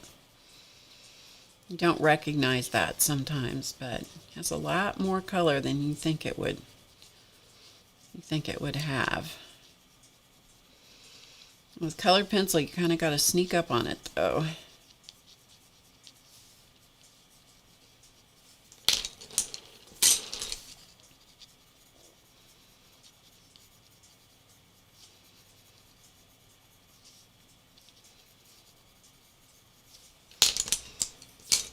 If any of you do a lily and you want to share it, you can share it on Instagram. Tag me on Instagram. That way I'll see it. And if you don't tag me, that's all right. I'll still probably see it at some point.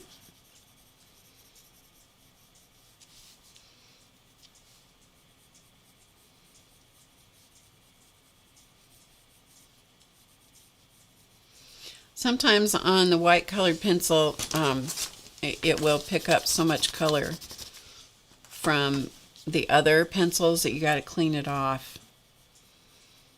So you may don't be surprised if you have to do that.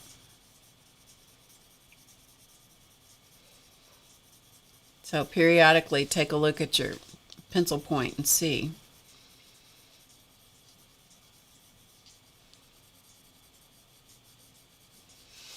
All right, so we'll say we've got that one.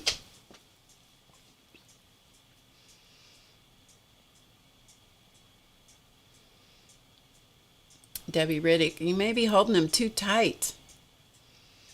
You might be holding them a little too, yeah, maybe the holders would help where you have, by Joan, where it's bigger, you know, where you have more surface to hold on instead of the small barrel of the pencil. All right, let's try this petal here. This is the brightest one that we've got right here. So I'm going to go back over the white area. This is the petal that's closest to us. Okay, so we're just going to give it some more white so we have a good highlight to start with. And I'm going to start with a little bit of the French Gray, really back here deep in the deepest part of the petal, but I'm not going to let that come out too far because I want it just that back part to just roll back, disappear over the cliff, as it were. Let's put a little bit out here on the tip, not much, a little bit. Okay, I'm going to come back with the white and I'm going to blend it with the white so I don't get it too dark out here on this tip, right? We still want it to be nice and bright. And then I'm going to come back in with the mahogany red. I'm going to come back over this gray.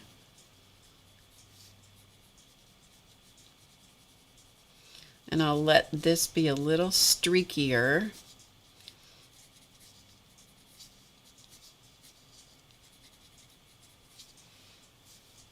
Give some of that dimension in that petal.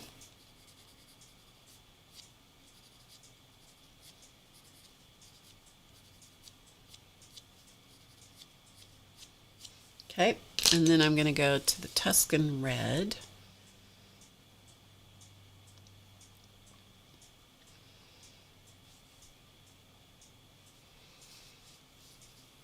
Tuscan Red. And we'll put a little bit of this,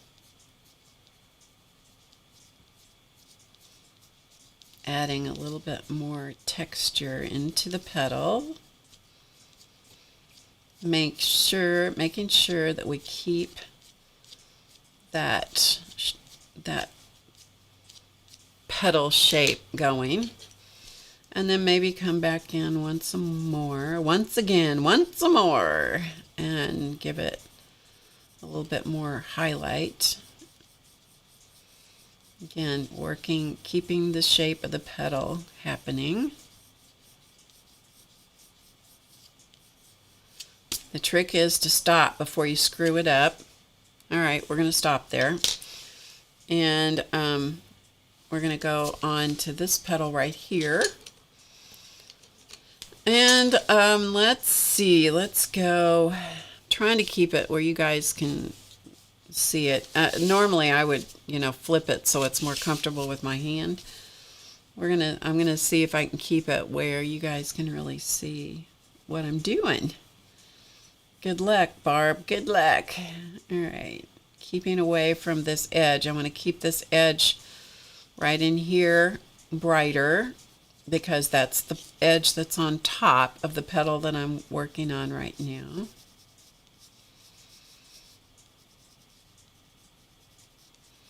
I'm going to keep going around. This is a flip on this petal right here. This is flipped up. I'm going to add a little bit along this bottom edge, because that's the edge where that petal is kind of folded, where it flips up. Oh, wow, Becky, stay safe.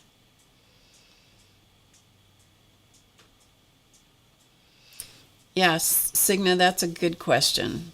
She wants to know how clothes shrink. Question of the day, how do clothes shrink in the closet over winter? It's a really good question. Okay, let's go and let's do some of the mahogany red.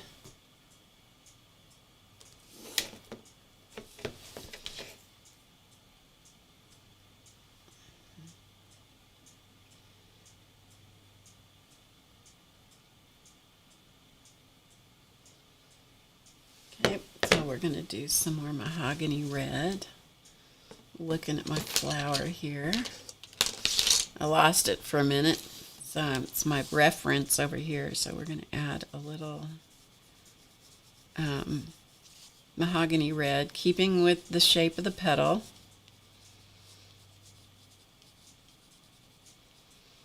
Okay, keep with the shape of the petal. Always remember where the center is, where all these petals come together. So that's what we've got to keep track of, so that the petal design that the stroke that you're making with the petal, the shape of what you're putting down with the pencil stroke, always is coming back to the central point, so that the petals all come in and want to join to each other. Hope that makes sense. I hope it makes sense. It makes sense in my head. It makes sense in my head when I hear myself say it.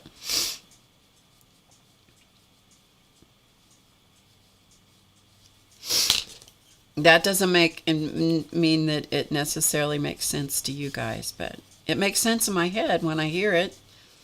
Sometimes when something rolls out of my mouth, I'm like, whoa, where did that come from, girl?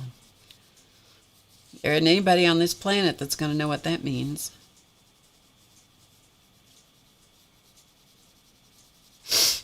All right, and then we're going to go to Tuscan Red, which is our darkest burgundy red that I have, and we're going to put some of that in here.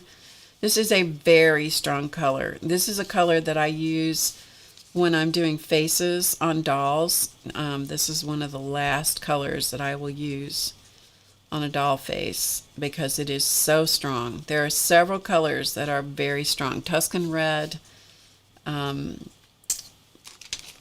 What else? One of the blues. Violet blue is a very strong blue, and in the purple tones, I think.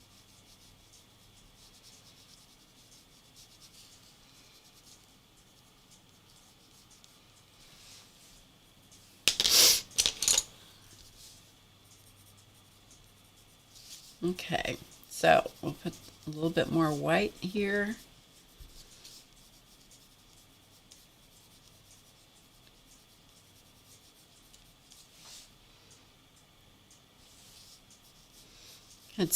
There's something funky right here in the cardstock that's weird. It's changing right in here. That's changing the pencil a little bit, and you kind of go, interesting. Sometimes you just have to work with it, you know?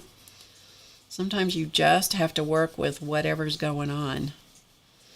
Sometimes it can be something in the grain of the paper. Sometimes you might have something on your mat or the surface of your table that causes an issue, so you have to be kind of careful. Oh, well, I'm glad you're enjoying it, Alicia. Okay, so we're going to come in here now, and we're going to work on this petal. I'm going to go kind of right over these stamen a little bit. This has a flip again on this petal right here. We added a flip, so I'm going to come in around that, and then on the very bottom edge of that. All right, let's do a little bit more in here.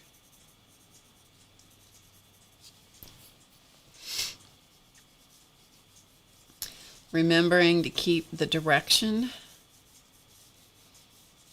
of the pencil so that we maintain that it helps to give us dimension with that flower petal. Okay, let's come in here with the... Thanks, Alicia. Same to you. So this is mahogany red. So we're going to put a little bit of that in here. Oh, I forgot to put the green on this petal. We'll have to go back and do that.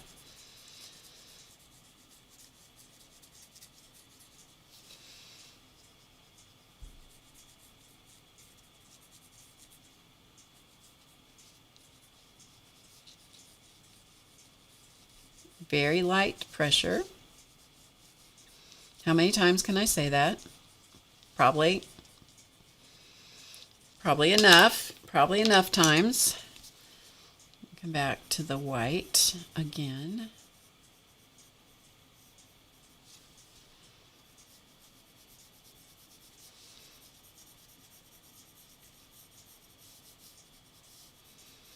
You can always come back, you know, when you're doing this stuff. You can come back later and you can crisp up some edges and, you know, really sharpen your pencil and, you know, come back in and do some final highlights to it.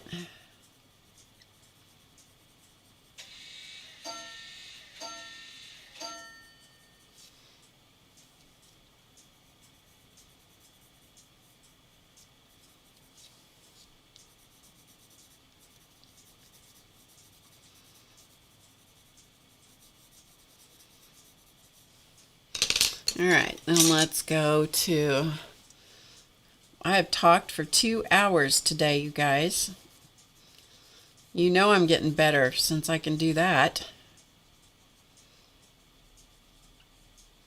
One of the biggest challenges that I've found with streaming is maintaining a one-sided conversation.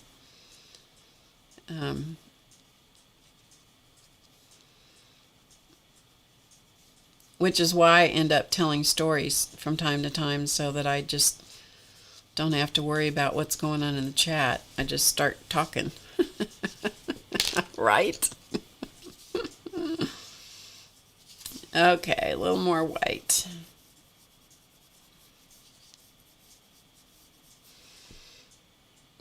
Seldom am I accused of not having anything to say. Seldom. Okay, and then we're going to come back in with some green.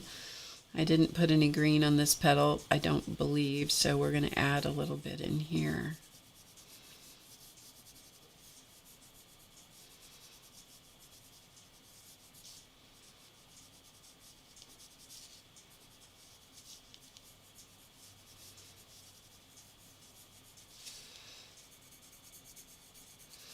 A little bit in here, and I'm picking up speed in case you can't tell.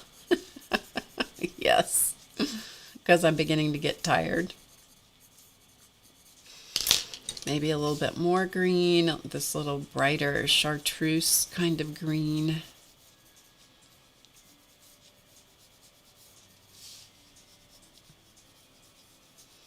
Kind of helps brighten it up also. You run the risk of having it turn brown, but you also can brighten it up. All right, I think we're going to have to sharpen the pencil a little bit. Hey, Judy. Judy. Yeah, some of these are my old ones.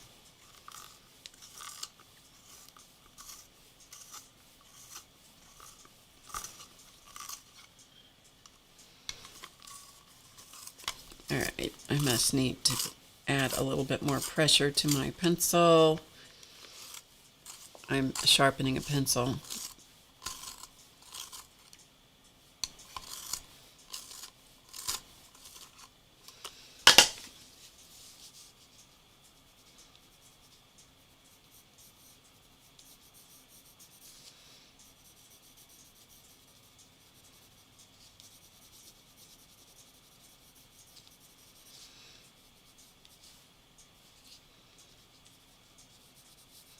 It is colored pencil, so I'm not going to try to come in here and get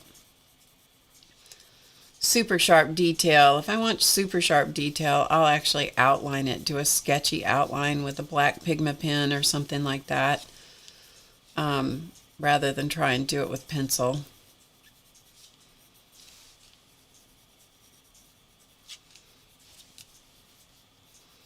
Because that's, you know, we all have our preferences. That's what I prefer.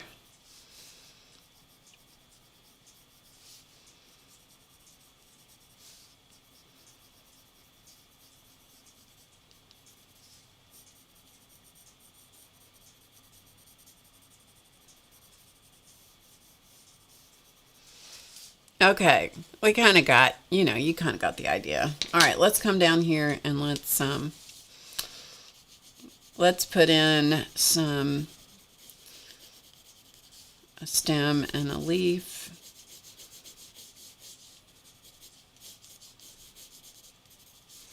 I'm going to keep this very loose down here. I don't want a lot of detail in these leaves, so I'm going to keep it super loose.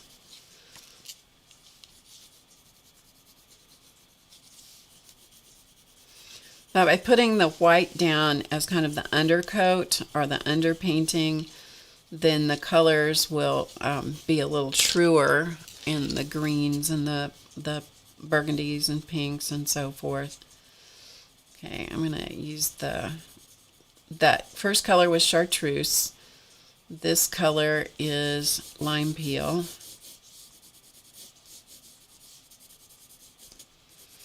But we're still going to let some of that white show, because I want that to kind of be my kind of the highlight. Add a little bit more of the highlight. Leave that to show up the highlight of the leaf. Give it a little more dimension.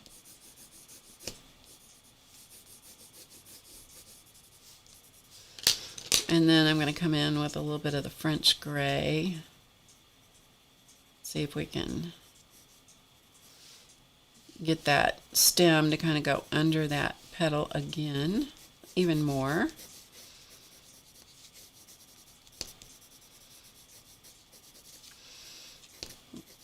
let it just be pretty streaky because Barb's getting tired.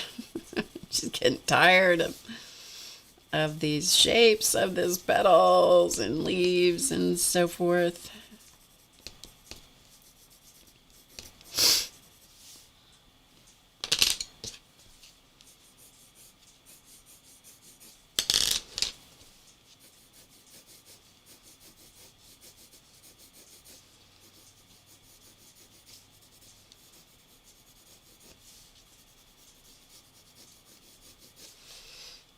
All right, not too shabby, not too shabby. All right, let's come back up here one more time.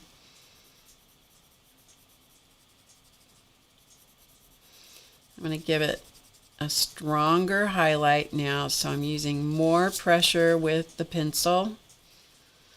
So at this point, what I'm putting down with the pencil is probably, I won't be able to go over it now because it is going to be the strongest highlight, and I'm probably going to be sealing the paper at this point, so it won't likely accept any more pencil on top of this.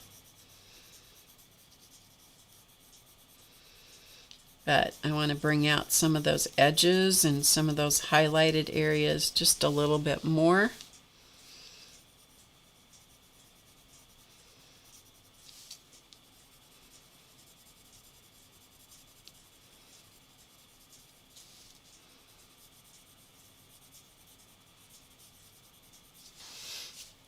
Okay, we're going to call that good. All right, let's see if we can get some of these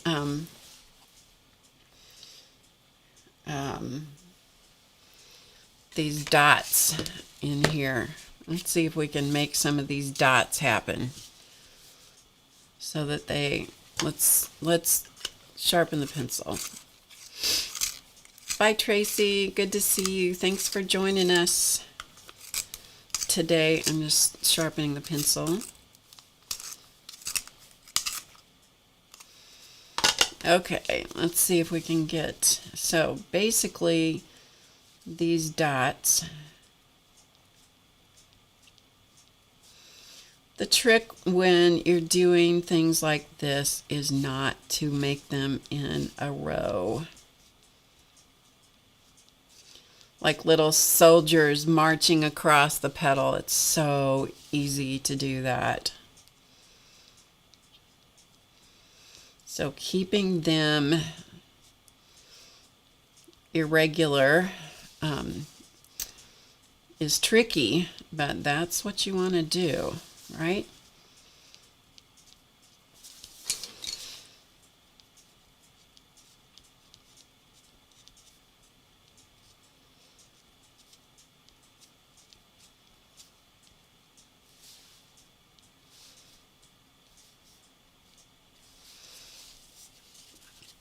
And you can always go back and add more, but man, it is not easy to take them out.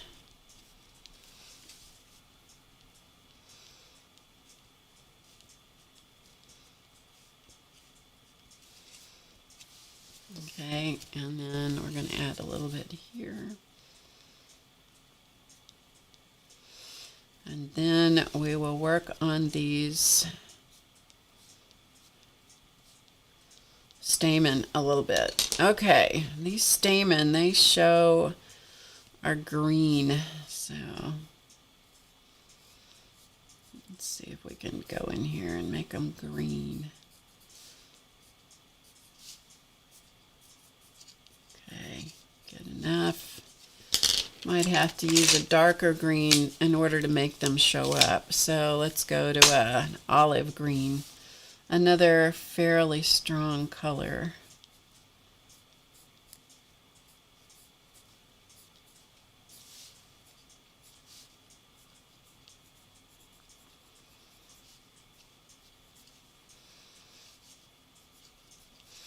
Okay, and then they're showing those,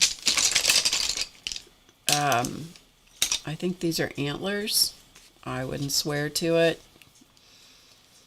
but they're showing them in orange, so who are we to argue?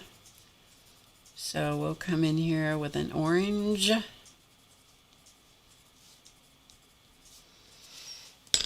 And maybe a brighter orange.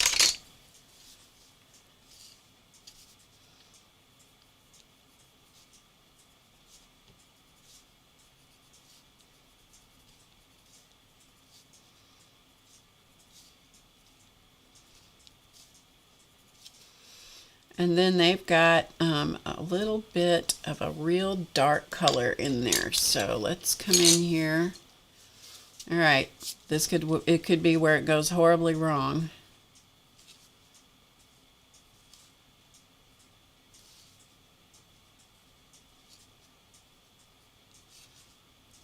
Where we just want them to look like they have dimension. Not bad. I'm okay with that. I'm okay with that. Before we screw it up, we're going to stop. Before we screw it up anymore, we're going to stop. Okay, so at this point, let's back it out and look. Well, it doesn't look too bad. It doesn't look too bad. Bye, Carol. Bye, CB. It doesn't look too bad, so I think we can call it good. Who knows if I will come back and add something else to it, or just ink around the edge. That's typically my go-to, is ink around the edge. I may do a soft outline, sketchy outline around the whole thing. It's anybody's guess what'll happen. Maybe nothing. Maybe it's done. It could be done. I don't know. It might be done. It might not. In my world, until it leaves my possession, nothing is safe. It can be, it can always have something done to it. So it doesn't look too bad, you know? It looks reasonably like the one in the picture. Good enough. All right, you guys. If you have not been entertained today, it isn't because I didn't try real hard. You now know more things about me than you ever wanted to know. Come back next week. If you did not listen to the first installment of Drama Free Friday and how it happened, you'll find that early in the stream. I think Rhonda said it was about minute 28. So I will see you. I will be here Monday evening at 7 Eastern. And then there will be no stream next Friday. Okay, I will not be here next Friday. All right, that is it. I will see you when I see you, hopefully on Monday. And thanks for being here. I wish you all a really wonderful weekend. Remember what the celebration is and what the reason for Easter is. And I will see you when I see you. So remember to get creative today, because you know it's easy. I'll see you next time. Bye, everybody.